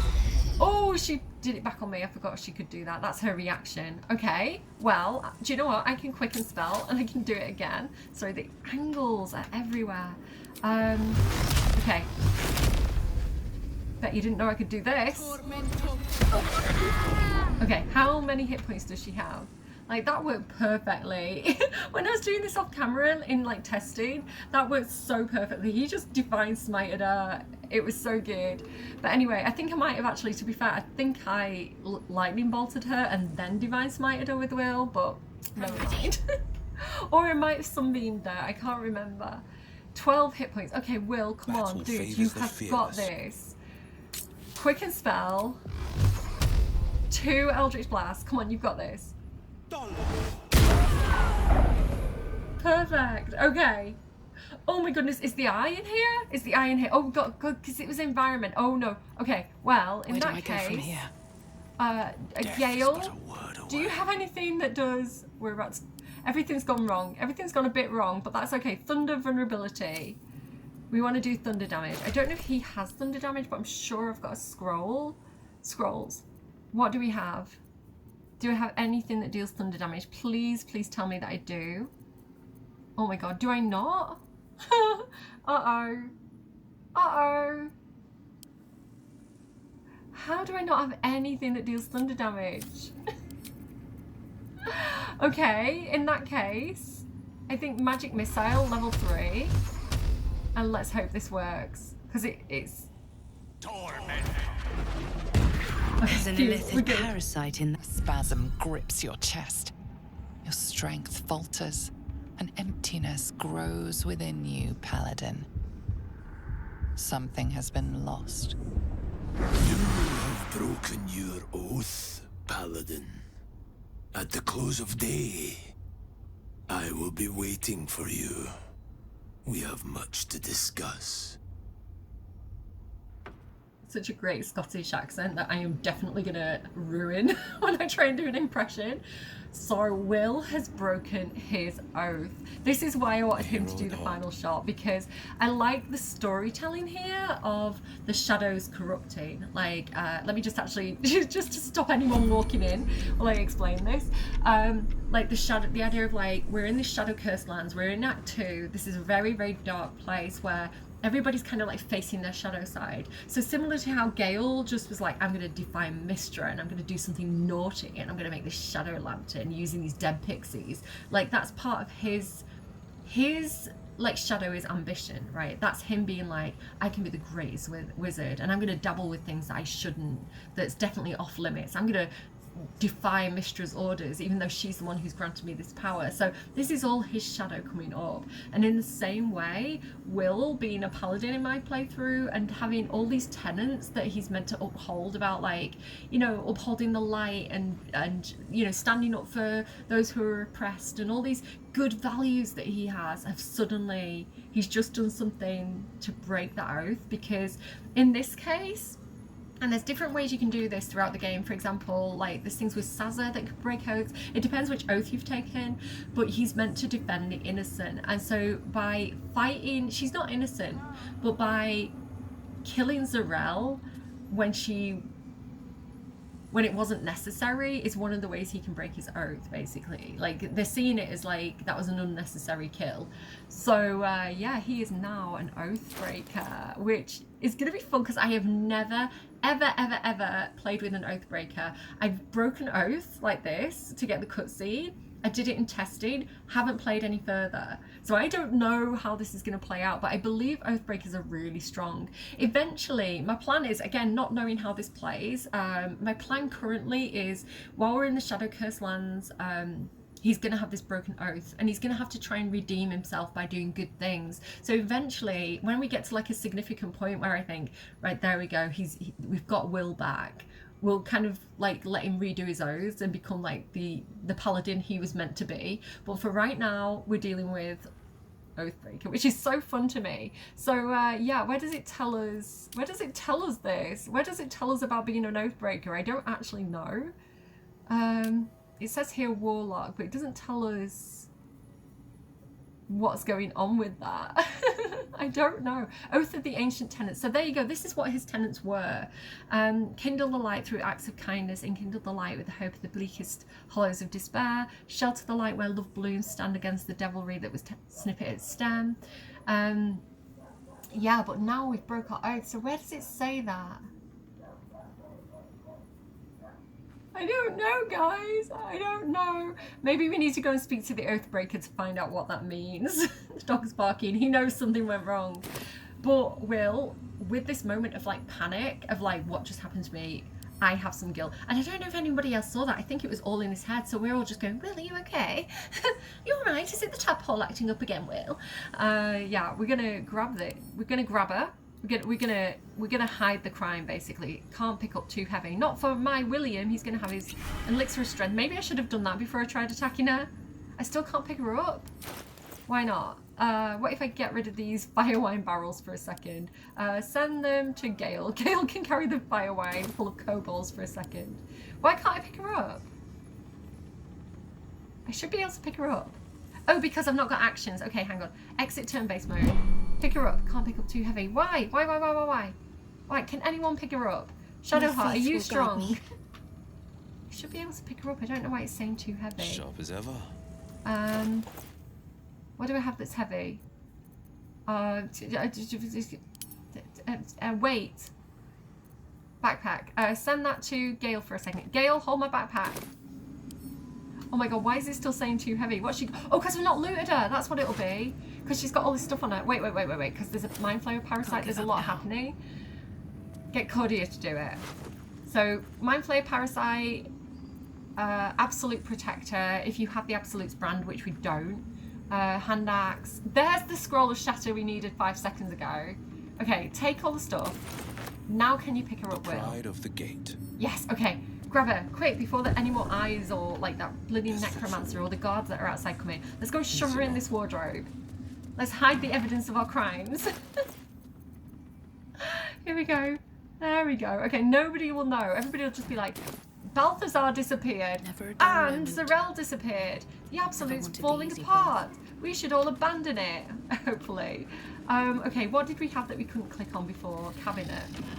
Nothing in there. Anything else in here? I'm sure there was loads of stuff we could click on. No word from Balthazar. Balthazar has sent neither word nor notice. Wherever he's gone is a mystery. Needs someone to investigate his chambers, but no doubt he's rigged the thing to high hells. Perhaps hobgoblins. Okay, no, well... So basically she was sending us in. Oh my goodness. So Zerel sent us into Balthazar's office, knowing that we were probably going to get set off those traps. She was like, well, do you know what? Better you than me. Wow. Okay, she didn't like us at all. She was using us. Fine. I see how it is. So there was this thing as well that we wanted to read. Missive from Ketheric. Gortash. That's the guy that sold Karlach to Zariel. That was Karlach's friend who sold her out. They were talking about him in the last Light In as well. They were saying that he's like a lord now or something. And she was like, what, that little rat man? And everybody was like, yeah, Lord Gortash. And she was like, well, that's the deal that you made with the devil there. And that's why he sold me, so that he could become a lord. So apparently he's friends with Ketheric. Gortash, the tone of your recent letter is inappropriate. You may follow the Lord of Tyranny, that's Bane, the hand guy, but I do not answer to him or to you. It isn't the fault of any of the Chosen that the artifact has gone astray. The artifact, right, that Shadowheart got? Unforeseen events occurred, as they always do. I acknowledge your planning mastery and brilliance of mind, but you lack the depth of experience that brings patience and composure. The artifact will be found. So they're looking for our artifact, but also this Night Song thing, unless the two are the same thing. But that doesn't make sense because we got ours from a Githyanki camp and they're looking for theirs under a temple. Our enemies will be thwarted. We will prevail. Now, show us that you are reliable as well as brilliant. So apparently he's very clever. Apparently he invented those Steel Watcher things that they were talking about in the last Light In. Like Floric was telling us about it. I'm going to take that. I'm going to steal that.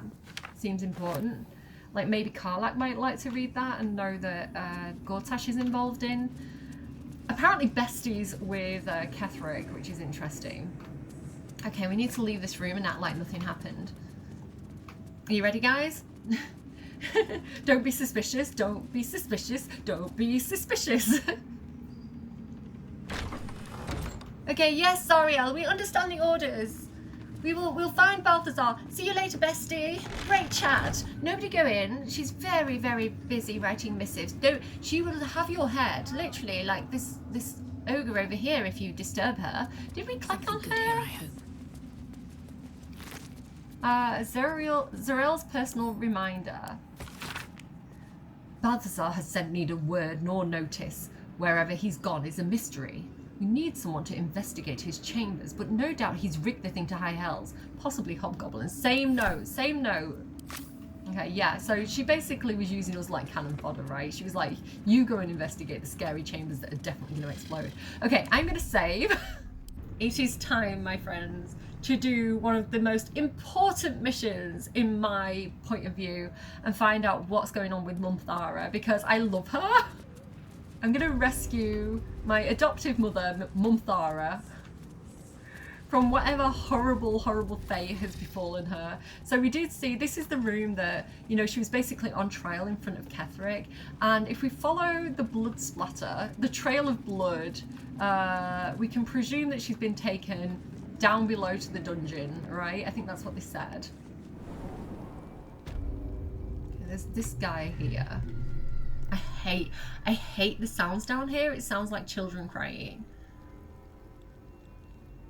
Like children in pain. The sounds are horrible. Be a dear and strike me deaf. Our guests are especially sobby today. Well, don't keep children in jail then. Send them to Last Light Inn where they can be useful. Should they accept the Absolute? Ugh. Then I shall have to keep them busy praying for mercy from other gods, won't I?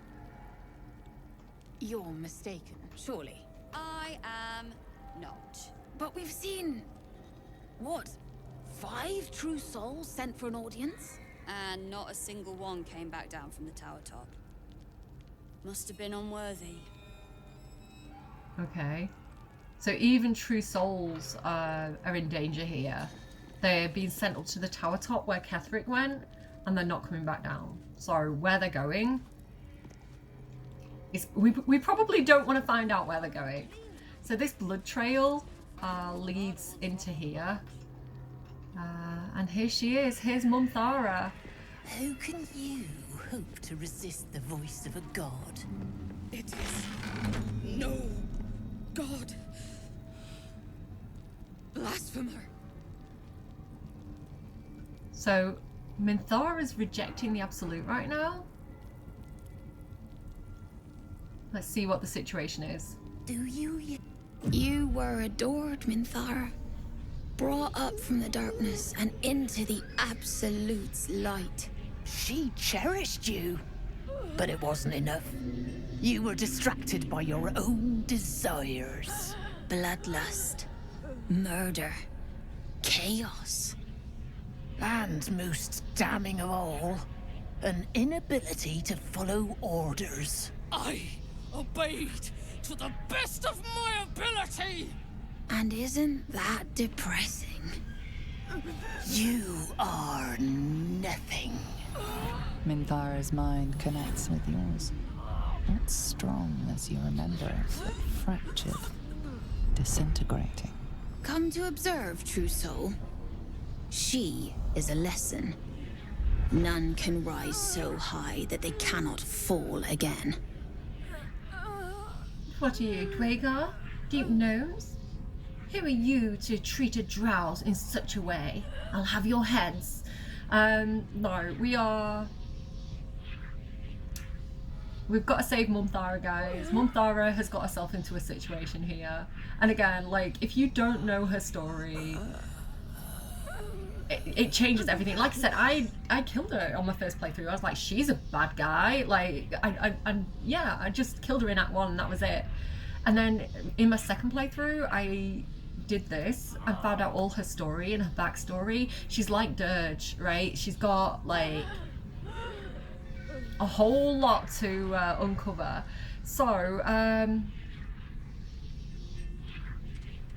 mean, if you hate her, like I did in my first playthrough, you could say these things like, I expected her to be dismembered, disappointing. I don't think we should say she tried her best. What are you doing to her? Wait, hang on, can I buy anything off them? Have you got anything special? No, basic bitches. It's always the basic bitches that want to, like, you know, eat your confidence. You know, they've always got something nasty to say. That's the vibe they give. Yes. I'm looking for... No, I'm not saying that. What are you doing to her? We are erasing her.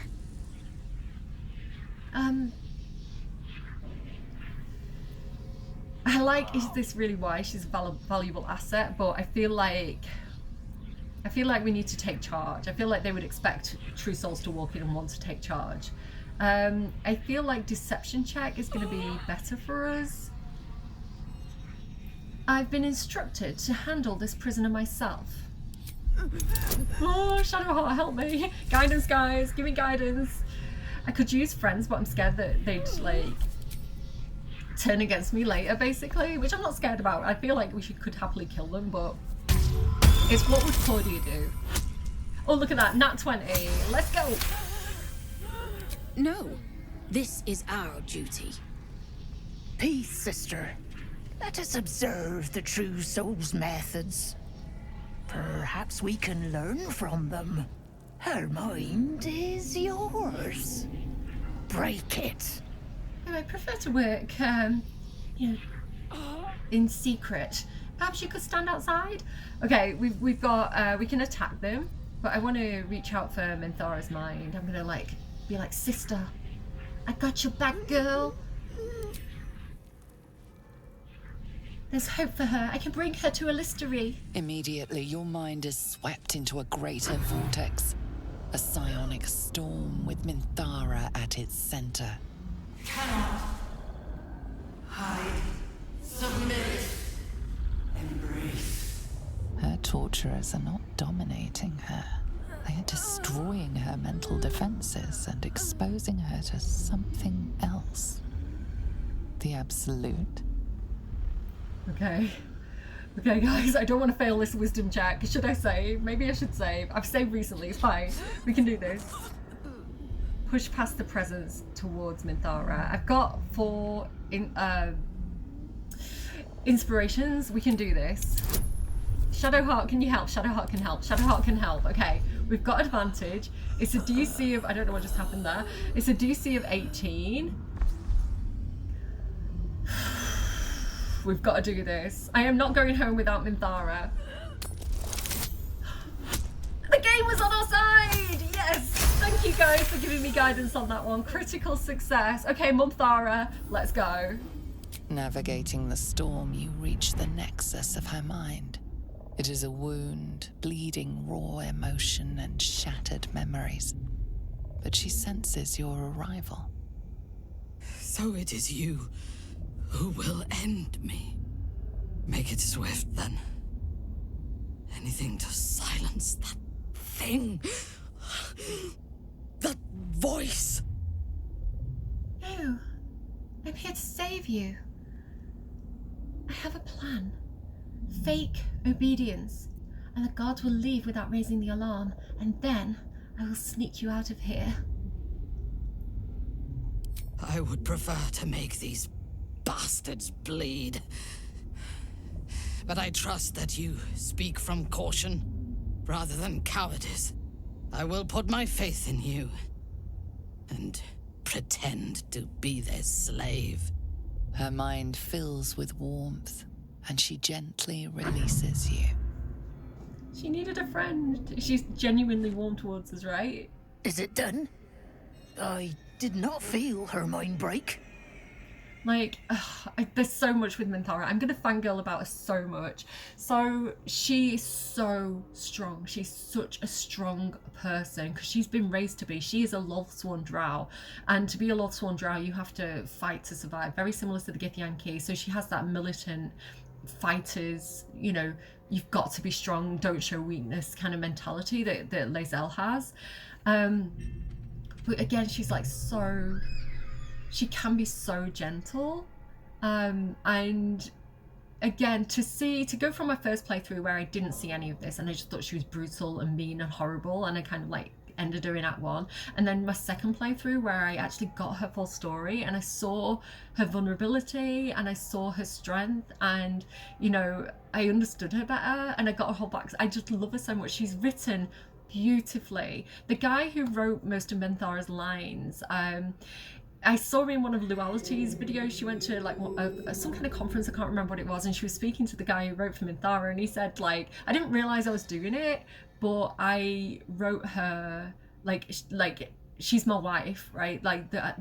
And I think that's so lovely, because for a guy to write a woman like Minthara, it's like, get yourself a guy who can see a woman like Minthara and like value her, you know? So she's just great. She's just so great. And you'll see what I mean as we keep playing. Like, trust me on this, guys. One of my favorite characters so much. And so and then beautifully voice acted. They've picked such a great voice actor for her. Like again, like the subtleties of her voice, how gravelly it is and how it softens sometimes, and you know how her insecurities and vulnerabilities are beautifully voice acted through the lines and the dialogue.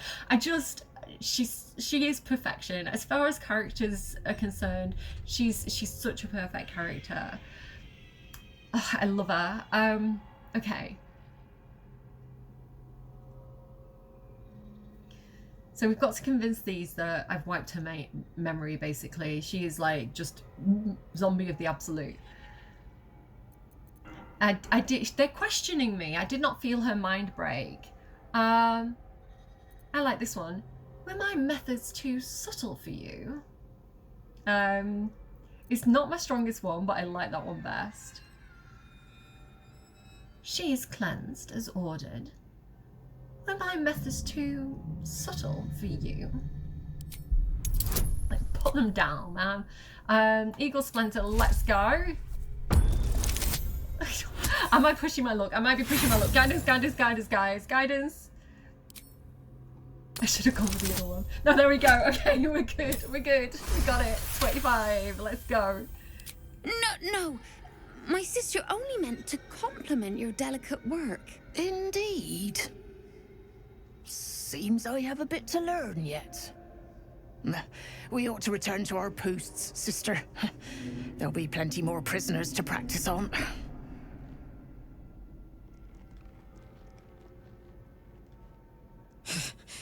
An ill thing to let an enemy show their back and live. The anger she must feel towards them right now. She just wants to kill them. She's like,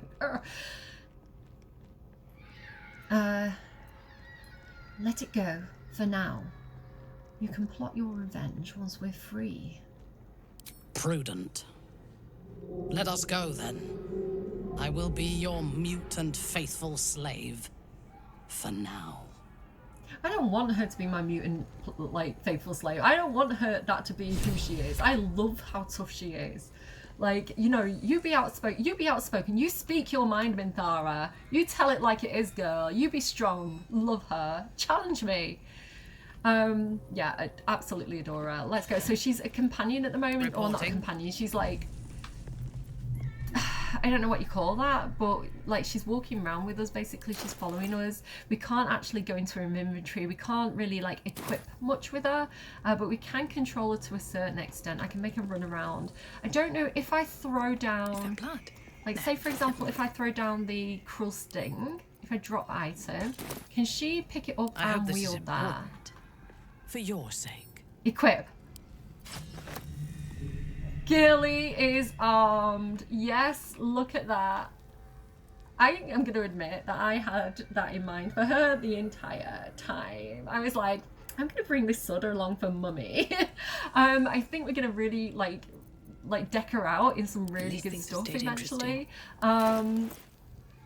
This as well, right? Because she has the Absolute's brand. She was like fully indoctrinated, so she has that mark that Priestess Gut was trying to give us. So we can also give her this, the Absolute's Protector. I don't know if it looks a little bit suspicious if she's like going out armed. We can be like, we're going into battle. Shush. Maybe we're about to get ourselves into a fight. Can she pick that up? She can't pick that up, I don't think. No. Okay, I'll give that to you later, Minthara. Listen, I'll carry it for you. Don't you worry. Okay, but she has a sword, so that's good. Okay, what else can we do in here? I'm really worried actually that Armina is going to be a little bit suspicious. Can you like put that away? Or what if I... No, I can't do that. Put it away. Minthara, put it away. Just... I can't do it. She's got it now. Okay, well, that might be a mistake. We'll find out. So yeah, this is like, they've been torturing people. A little bit gross in here. That will fit in my pack. We're not lying on the torture bed, guys. That's not happening. Anything special in any of this viscera? I mean, Dirge would really like it in here, I think. Swift as my feet can carry me. So now, the mission is sneak Minthara out of Moonrise Towers. And, what's the scrolls in here? and hope for the best. There's things that I could do, like I could with Shadowheart, like change her into like a Githyanki or something, but I think they'd still identify her as Minthara, even if she's like disguised, which is silly actually. I wish that would work a little bit better. Minthara is supposed to be in a cell. You have some explaining to do. Don't question me. Minthara has been released, and that frees up a cell for people like you, who challenge their betters. I think I should probably play it safe with the persuasion check, because I'm better at that. I think she serves rather well as my personal servant, don't you? Guidance myself. We should get this. Oh no, yay! I thought I spoke too soon then for a second. We're good. The guard is happy to let you pass. Minthara is rather less happy about your choice of words. I would have preferred to bleed them. I know, shush. We'll bleed them later, Minthara. You need a good night's rest and some new weapons, okay? Let's get you some new armor. Let's just leave. Let's just go. Like we own the place. Let's just walk straight out. Sneak out the back way. Don't mind me. True soul business.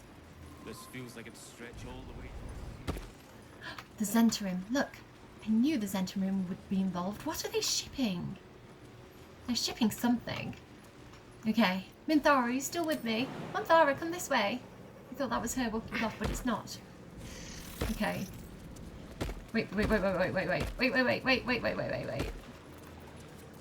Oh. I last left Moonrise as a commander in the Absolute's army, obeying the voice of a god. I thought I had found a home and a purpose. Now I leave as an exile. But you risked your life to rescue me. For that, I am grateful. The artifact connects with her, pulling your minds together and showing her all that you have seen. The prism, your dream visitor, the protection that keeps you from obeying the Absolute and becoming a Lithid. She knows it all in a moment. Her mind reels, but is no longer clouded. She accepts the truth. She has no choice. There is much we must discuss. Do you have a safe place to camp nearby? I love it. So again, like, different characters have different motivations. So there I feel like it's saying Minthara's motivation is like she wants to belong to something. She wants a place to call home. Like, and so I think that's why she really softens to us. Like when we've rescued her and she's like, why would you do that, right? Why would you, like, you're a drow from a different house. Like she's House Berne. I am House Vandry. So like we should be enemies, right? We are like female drow from different houses. She's like, why on earth are you helping me? Because I'm going to lead you to a listery. Minthara as well has turned her back on Lolth. So again, she's kind of like turned her back on Lolth, been looking for something, found the Absolute, thought that that was the thing that she was going to devote herself to. So she just wants to belong. She can belong to me and my little family. I'm going to tell her where to find my camp. Goodbye for now. I will see you soon. Okay, wait, you're getting shadow cursed. I really want to be able to do the light cantrip on her. Oh, I can. I don't see why not. There we go, okay. Don't be shadow cursed, Minthara. You didn't have to run off straight away. You could have given us a second, you know. Okay, exit turn-based mode. There she goes. Oh, she's still shadow cursed even though I lit her up. Oh, she's fine. And I've got my inspiration back as well because I'm a noble. Nice. Okay. So again, that was what I was really excited for. And I was so nervous. I was so nervous back at the Goblin camp when I had to like knock her out because like you never used to be able to recruit Minthara and Halsin. And yeah, she's a companion. She's our companion now, guys. Like she's actually back at camp waiting for us as a companion, a full companion. And so yeah, I was really worried because I was like, I cannot kill her. And there's specific conditions you need to do. You need to knock her out, but she needs to be temporarily hostile. And then there's something to do with like long resting as well. And I was so nervous that she wouldn't be here at Moonrise waiting for us. So pretty much as soon as I got to the Shadow Curse lands, I made a beeline straight for, in testing before I like went on camera, I made a beeline straight for Moonrise to make sure Minthara was there. I was like, if Minthara's not there, I've got to replay everything because I love her so much. She can't not be in my perfect playthrough. One of my favourite companions. They're all my favourite companions, but I do have a special place in my heart for Minthara. She's amazing. Okay, enough talking, more showing. Let's go back to camp and meet up with her. Okay, so I'm gonna have to dirge talk to her. He's like, who's this woman who's just appeared in camp? What's going on? Where is she though? Minthara. So here's like the origin companions. They're all grouped together. We've been traveling for a while now, so it does make sense that they'd all kind of be grouped up together. But through here, and sometimes this is Halsin and Minthara, like, because originally you could only recruit one, because it was this whole thing of like, are you going to side with the Goblin Camp and Minthara, or are you going to side with the Druid's Grove and Halsin? And you couldn't do both. But like, I don't know, I think basically players being so excited about this kind of convinced Larian to kind of make it so it's possible. But yeah, they kind of like overlap in the camp space. But Minthara's moved in now. She's made it home. She's got some nice little Underdark mushrooms going on there. She's got, what is this, like some kind of invasion plans probably. She's got a load of skulls of her enemies, like living predator. I adore her. I'm looking very shiny right now. Okay, so Dirge is going to speak to Minthara. There's a reason for this. I kind of love Minthara for both Dirge and Cordia, so I'm going to kind of alternate whose team she's in and kind of build up the relationship. Cordia because she's a drow, and Cordia's all like, come to Illistery. Dirge because, if I kind of show you her, I don't know if I can show you this. So she was originally a Lothsworn drow. Technically she's not anymore, but she is Oath of Vengeance. So where Will is an Oath of, what is it? Something good and light. She's Oath of Vengeance. So Paladins abide by the following tenets. Fight the greater evil. Exerting your wisdom, identify the higher morality in any given instance and fight for it. So higher morality, she does have morals. No mercy for the wicked. Chasten those who dole out the villainy by wiping their blight from the world forever. Thalia, yeah, so basically she wants revenge on the Absolute, which Dirge is like, same girl, we can bond here. Let's go. It does not compare with the comforts of home, but your camp is almost palatial in comparison to my previous accommodation. Thank you for allowing me to come here, and for bringing me back to myself. Each memory that returns to me is more disturbing than the last. The things that I did in the name of the Absolute. The things that were done to me. They broke my mind. Have my headband of intellect. They broke my mind too. It's basically just mush and jam up there. Someone in this cult might have broken mine too. We are going to break them back. Precisely. While our tadpoles live, and the cult have the means to control them, we will never be safe. We must eradicate them, starting with General Thorm. I mean Ketheric. My deference to him is a habit that will die hard, I fear. Die Hard, best Christmas movie. Any suggestions of how we kill an invulnerable man? All that live can die. I can help you plot Ketheric's demise, but I need something from you first. Swear that you will keep me close. Until the Absolute is dead, at least. Right, knowing Minthara, she would hate for us to say you're a victim. She would be like, I am not a victim. baby girl, I'm a survivor. That's her attitude, right? I don't know how you guys feel about that personally, because I know that there's some backlash against that, where people are like, no, I was you know, but let's not get into that now. She wouldn't see herself as a victim. She would see herself as a survivor, and she'd definitely get ruffled by that. I know her so well, guys. What she would respect is us treating her as a valuable ally, as seeing her strength.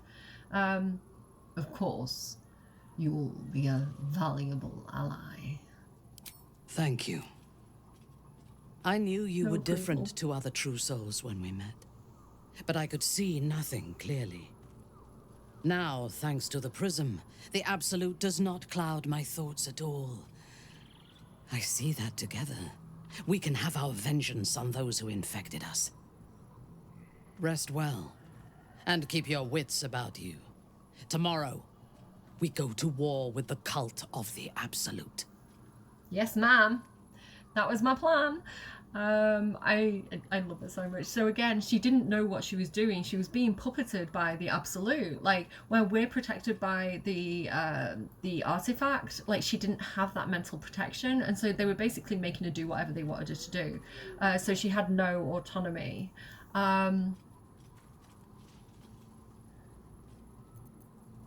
First, tell me what you know about Ketheric's power. General Thorm would have the world believe that his invulnerability is a gift from the Absolute. That is a lie, intended to impress those who flock to the cult's cause, and to strike fear in the minds of those who stand against the Absolute. I believe Thorm draws his power not from a divine source, but an arcane one. I suspect it is the very relic that Balthazar has been sent to retrieve. We must find the necromancer and claim what he seeks, or destroy it. Now, rest. We will need our strength for what lies ahead. Me, you, same page. Sleep well. She's not going to cause any trouble. It's obvious that she's, like, she is a victim of the Absolute, and it's obvious that she's very, very thankful for us rescuing her. She must have thought she was completely on her own back then. Like, nobody was coming to her rescue. Nobody was loyal to her. You know, she'd just been used and discarded, basically. She must have thought her time was up, even though she was still trying to fight it as best as she could. She was, like, standing till the last second. Sleep well. We will venture forth together. Together, Minthara. Part of the team now. Come morning. Excellent. Let us teach the cult to fear us. I do not require sleep, but I shall use the solitude of the night to plan for the fights to come. Love you, baby girl. Look at this. She's one of... Group with Dirge. Group with Dirge. Listen, he loves a strong woman. He loves... Dirge loves strong women and little brothers. Like, yeah, Dirge would be into Minthara, like, big time. She is his type. And, yeah, he'd really respect that she's a strong warrior. You know, he'd be like, this woman has strategy, she's a fighter. I like that, right? But also this kind of truth speaker, intelligent person, and also this kind of mutual experience of being like, you know, something's messed with my mind and now I'm angry and I want vengeance, same page. And on top of that as well, like, I don't know, I can't remember what I was thinking. I'm just distracted by how much I love Minthara. Yeah, he's definitely happy to have her on his team and for her not to be on Ketheric's team. So with that said and done, I think I'm gonna long rest. I'm gonna think about it, and we'll level up and kind of kit out Minthara at the start of the next video. She is probably gonna have to stay in camp in the next video because we're gonna head back into Moonrise because we have prisoners to find. Cordio's down there in that dungeon, and she was like, okay, if they're holding the gnomes, if they're holding the tieflings, this is where it's going to be. We know that there's a sneaky way in now, so tomorrow, assuming that, you know, Zarel hasn't been discovered and that we're still kind of able to sneak around in there and kind of like pass for one of them. We'll explore that dungeon meta and see if we can rescue all the people that we need to rescue. And yeah, that's going to be the plan for the next episode. But in the meantime, I think we need to long rest. Can't give up now. Gale is still with us a little bit longer, guys. Yes, I think it's time. Do you know what we haven't done, actually? It's barely any different. What's that? Oh, Gale wants to talk to us. Gale's mirror image wants to talk to us. Do you know what we didn't do? We didn't have Will talk to the Oathbreaker. Where is the Oathbreaker Knight? I don't even know where he is. There he is. Okay, no, we've got to do that. We've got to do that first. Okay, before we long rest, let's go and talk to the Oathbreaker. Keeping pace. And Will hasn't told anybody. I think he'd be really ashamed that he broke his oath. He'd be like, I'm not ready to talk about it with anyone. I'm not ready to admit this with anyone yet. Custodian of the Fallen. Okay. I don't know what to expect either. I've not done this. I'm scared, guys. I'm gonna save. Okay. Are you ready to confront your darkness here, Will? I have been waiting for you. I felt the moment of your liberation. The shedding of your bond. You called to me. I am here to show you the way. Great accent. Love it. I love that the Oathbreaker Knight is Scottish. Who have we had that's Scottish so far? The Oathbreaker and that one spider, Scottish spider in the Goblin Camp. What would Will say? Not only is he beholden to like Mizora and Zariel, now he has to contend with whoever this guy is. I don't know if he'd see it as, is this a way out? Is this somebody who I can like switch allegiance to? Could he help me with the whole devil problem? So I think he'd be curious, but also a little frightened and a little defensive because of his experiences with, you know, making oaths with other people. I don't know. So,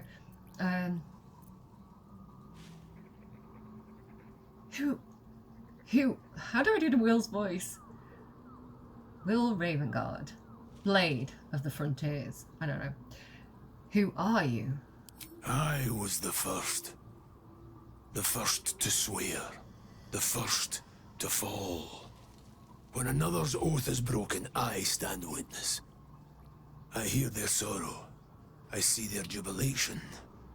I guide their hand. Oathbreaker. You swore to protect life itself. To serve the natural order.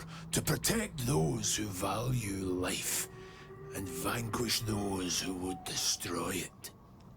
Tell me, why did you abandon your oath? Dude, it was the greater good. Zariel, do you know what Zariel was doing? She made a person's head explode just to prove a point, just to show how powerful she is. Listen, I killed one to save thousands, hundreds of thousands, if not like the entirety of Faerun. Like, you don't, listen, greater good.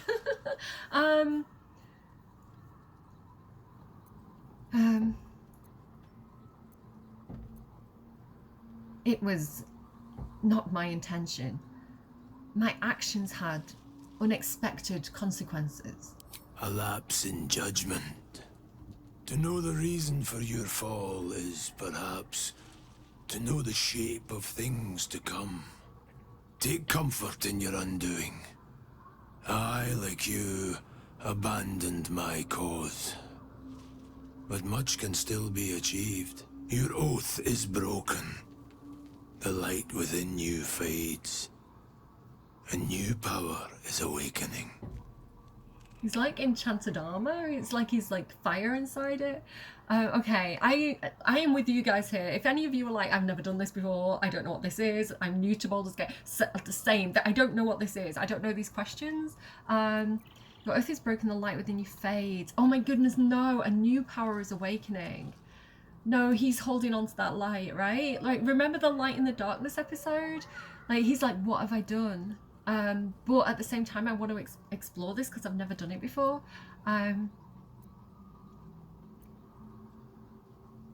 let's not make any firm decisions yet.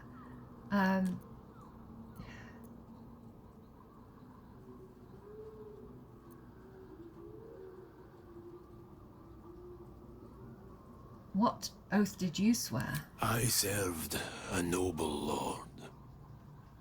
I fought for him without question or restraint. Where his light shone, my sword followed. In his name, I raised villages, put thousands to the sword. I believed our greater purpose required such brutality, such sacrifice. But his light was so radiant, it blinded me to all else. I could not see the darkness and corruption of the path he led me down. When I finally saw the truth, he would not be reasoned with. So I ended him.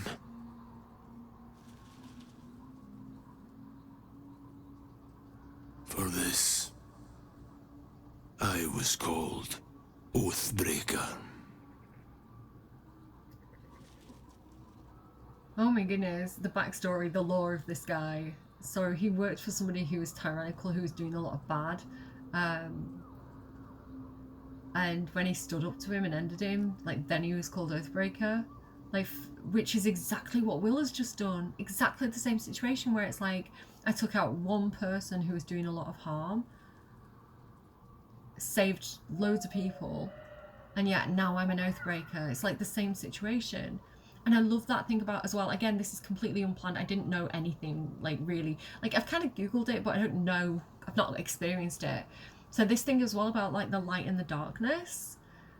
Like, that's what Will's experiencing. He was the light in the darkness, and his love for Cordia and all that kind of stuff, and his friends, and, you know, finding good people in bad situations, all that stuff.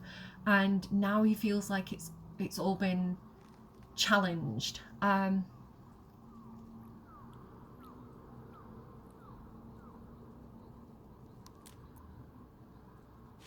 This feels like a very Will thing to say. That was a brave decision. It can't have been easy. It was merely a choice, as I have made countless others since. What's past is past. We are here to discuss your future.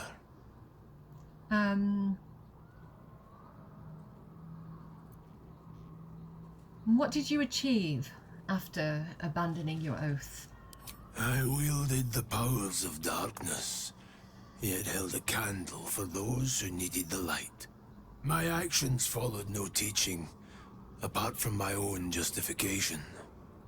Good or ill, I made my choices. Eventually, I heard the call of others who had strayed. I showed them the way, as I show you now.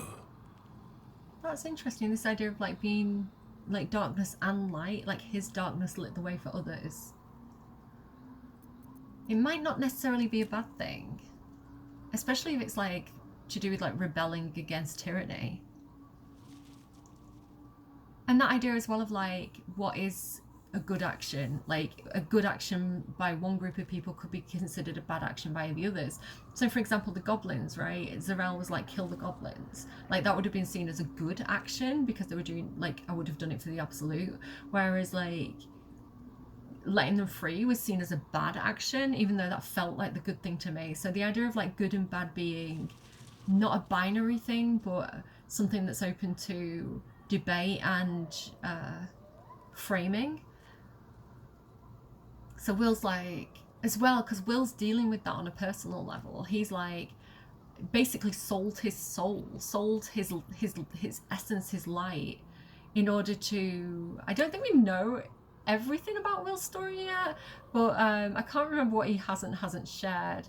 But basically he says he didn't regret doing it for 1 minute. So we know that he did that to do good with it, you know? he's curious. Tell me more about these powers. Darkness will obey your summons. The dead will march to your rhythm. Even now, these shadows gather around you. They sense the cracks in your armor. They yearn to be used, to be inflicted. Maybe Will's getting the Shadow Lantern?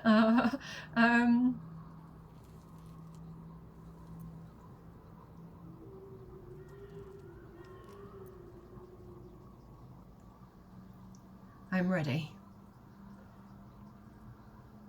I will become an Oathbreaker. In his mind, he's doing this to be...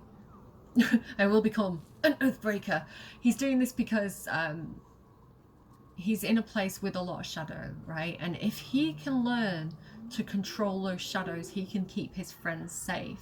And that's Will's motivation. Again, if you know his backstory, I can't remember what he has and hasn't shared.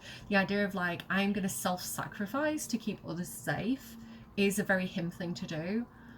And so yeah, I think he's like, shadows be damned. You know, I will use these shadows to keep my friends safe and to be, I don't know. Yeah, I don't know. I can't explain it too well, but that's what I'm thinking. Yeah, he's ready. Do not resist. Surrender and be remade. I think we can reclaim our oath though. Never seen this. Though born of a vile source, these powers can be used for good or ill.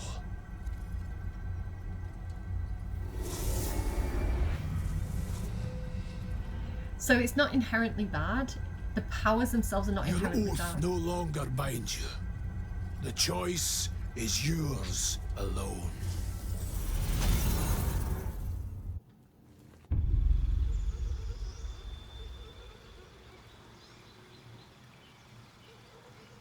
Okay, what have I walked into here? This video is getting long.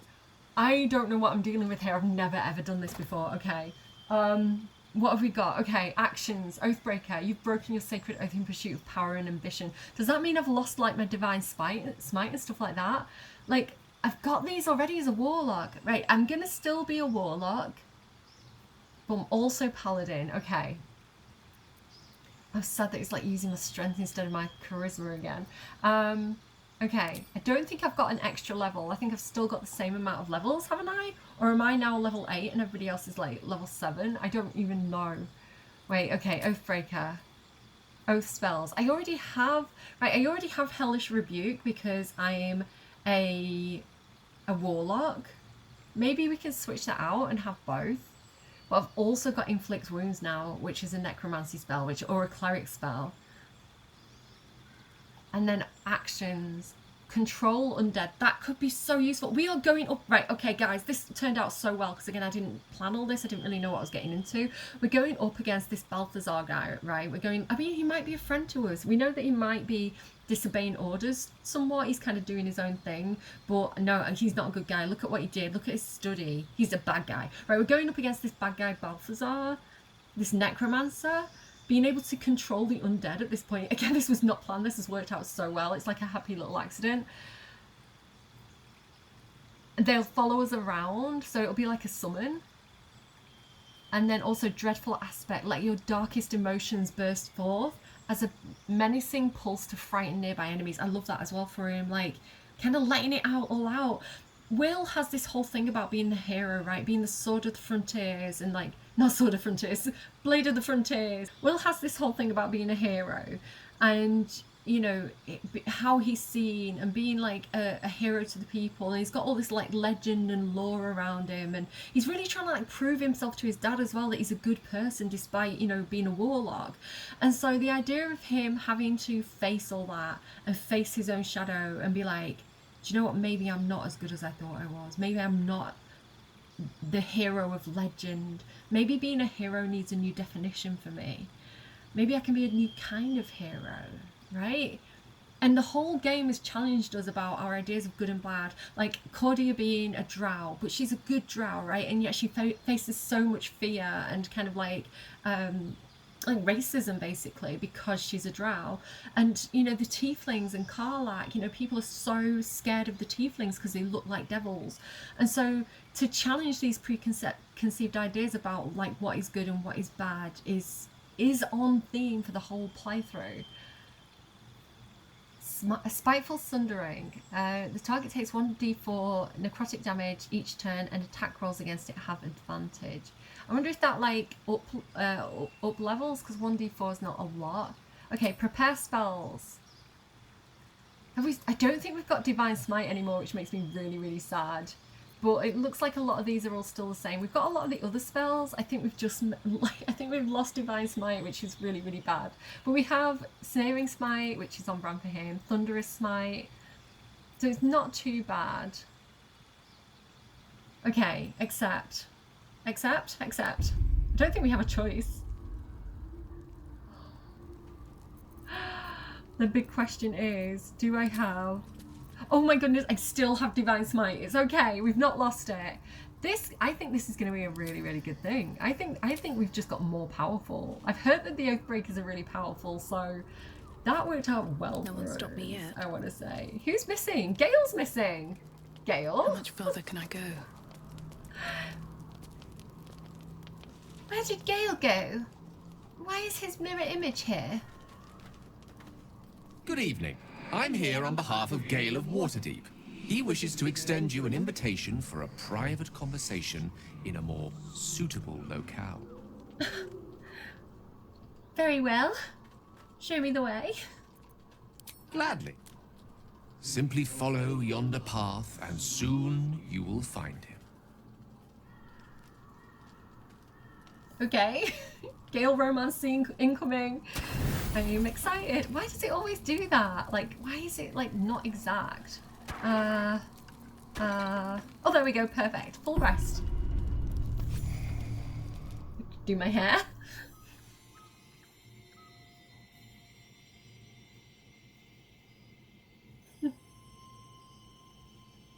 Disguise self to make myself beautiful. Okay, let's go.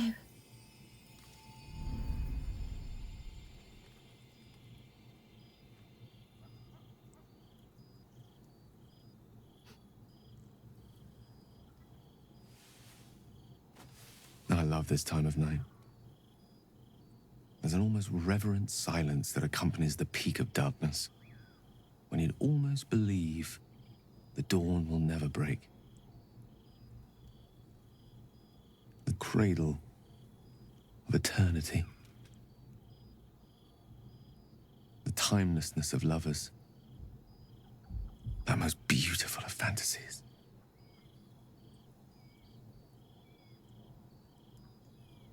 You seem especially philosophical this evening. Are you all right? I will be. Soon. I am perhaps just one hard day away from being without any troubles at all. This may be my last night alive. I wanted it to be under a canopy of beauty and wonder. And with company to match. I thought this place might bring me peace. I thought it might make the weight of what I must do feel a little lighter. But I'm not so sure. Oh, okay. Yeah, if when he goes, depending on where we are, we might go bang as well.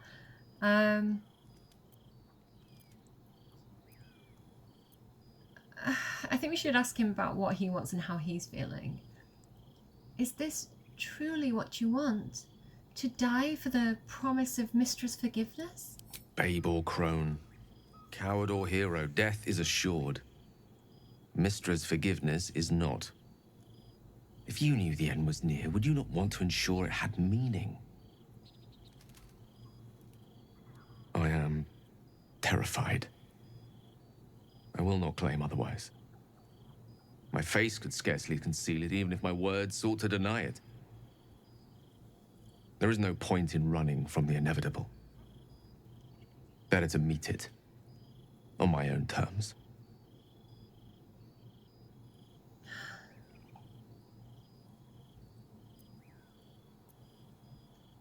Hey, baby man. Hey. Sorry for the break. My cat started sneezing. Yeah, we're gonna just ask him about how he's feeling and not try and give him any kind of false hope or, you know, project our own worries and things onto him. You sound sure in your course of action then. Resigned to it, rather. But that is not to say I am without fear. Far from it. Stay with me a while, will you? Day will come all too soon, even in this place. So we are still in the Shadow Curse lands. He's just like projected a false sky onto the place. I'm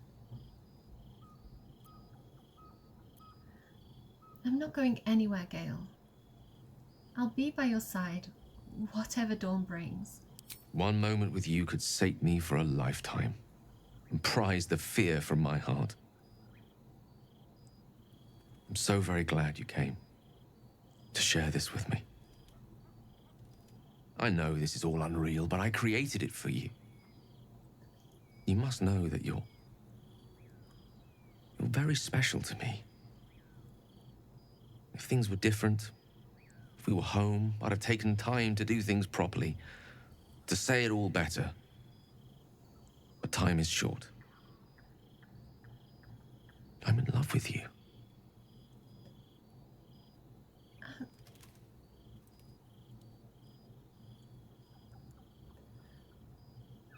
We can't not say it back. She does love Gale. She does love him. He's a good, really good person. He's a very sweet man. He's literally self-sacrificing right now.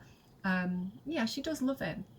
I know we're not going with like a one-on-one relationship thing here. Like we're kind of having a lot of romances, which is more to do with me wanting to kind of like show you all the different things in my perfect playthrough. In my first playthrough, like, because without mods you do sometimes, depending on which person you kind of romancing, you do have to pick and choose. Like, it's like you've got to commit to one person, you can't romance everybody. We're kind of romancing everybody because why not? My first playthrough I romanced Shadowheart. I just finished fully my second playthrough and I romanced Gale. It feels wrong not to say it back. Like, she does love him. She does. Like, her love might not be like a one-on-one thing, but she absolutely does love him very dearly. I'm in love with you too. That's a relief. It would be a shame to spend my final hours making an ass of myself.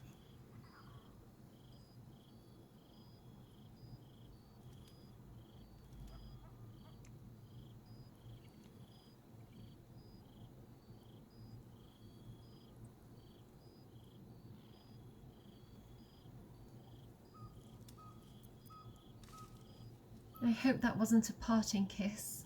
Not if I have any say in the matter. I want it to be perfect. To bond with you in the way the gods do. Not to 60 intertwining Gale. our spirits in visions of the weave. Like, like literally not to 60s, like just not like just light flirting, a little bit awkward to I love you. Okay, I want us to do this perfectly. Let's get it on. Like, whoa, I didn't say that that was what was happening here, but that's what's happening. So he wants to use his magic. He wants to show off all his powers, but I feel like that's kind of his Achilles heel. It's his fatal flaw that he's like, oh, I need to be loved through my power. I need to be loved by being great and, you know, doing all this stuff, where it's like, Gale, even if you were just a human man with no magic, you're a really decent person who, you know, many women would love, or men would love, people would love. So, you know, he has value without the magic, and I think that's part of the thing that he needs to learn. I don't need illusions. And again, I'm a sorcerer, right? That don't impress me much. I want the Gale standing right in front of me. Are you sure? I could conjure up any sight that you could dream of. And a few you could not. I could use the weave to make us feel sensations beyond reckoning. I could do more than woo you. I could wow you. I'm sure you could. I've done it like that way as well.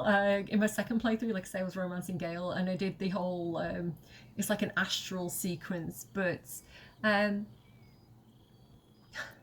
you don't need to impress me, Gale.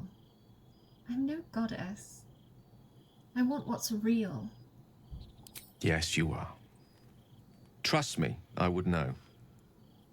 Let's do it your way then. So long as it's with you.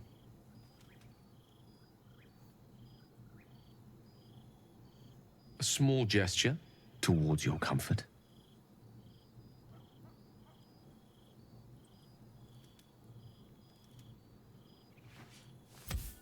How did she know what he was gonna do?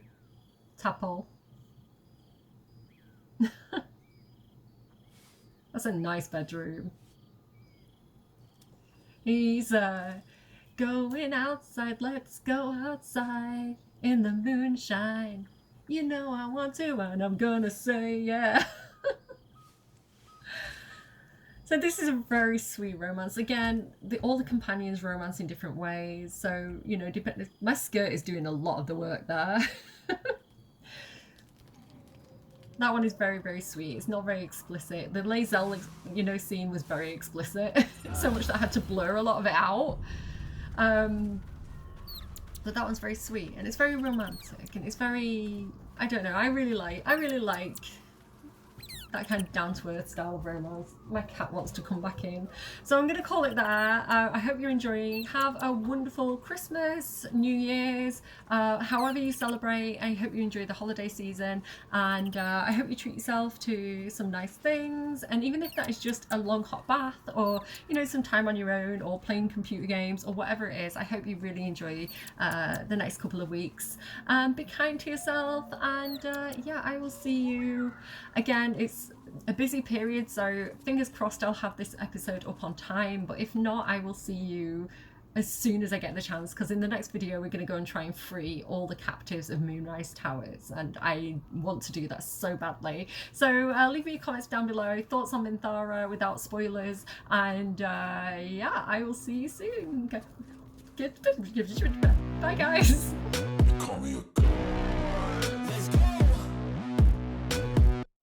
I'm about to go off like a weapon. Fuel to the top, got a filled up engine. In my thoughts, obsession. I will not stop, no, I'm never second guessing. I got a God complex. Haters love to hate, but I never feel pressed. Got a lot on my plate, but I never get stressed. I'll take all the pressure like I'm acing this test. Oh! Tear it up like I'm Jason. I see the world like it's ready for the taking. I see this place like a game I'm playing. Straight to the bank to collect my payments. No negotiations, it's my way, I was born impatient. And like a damn Freemason, I'll run this nation. They call me a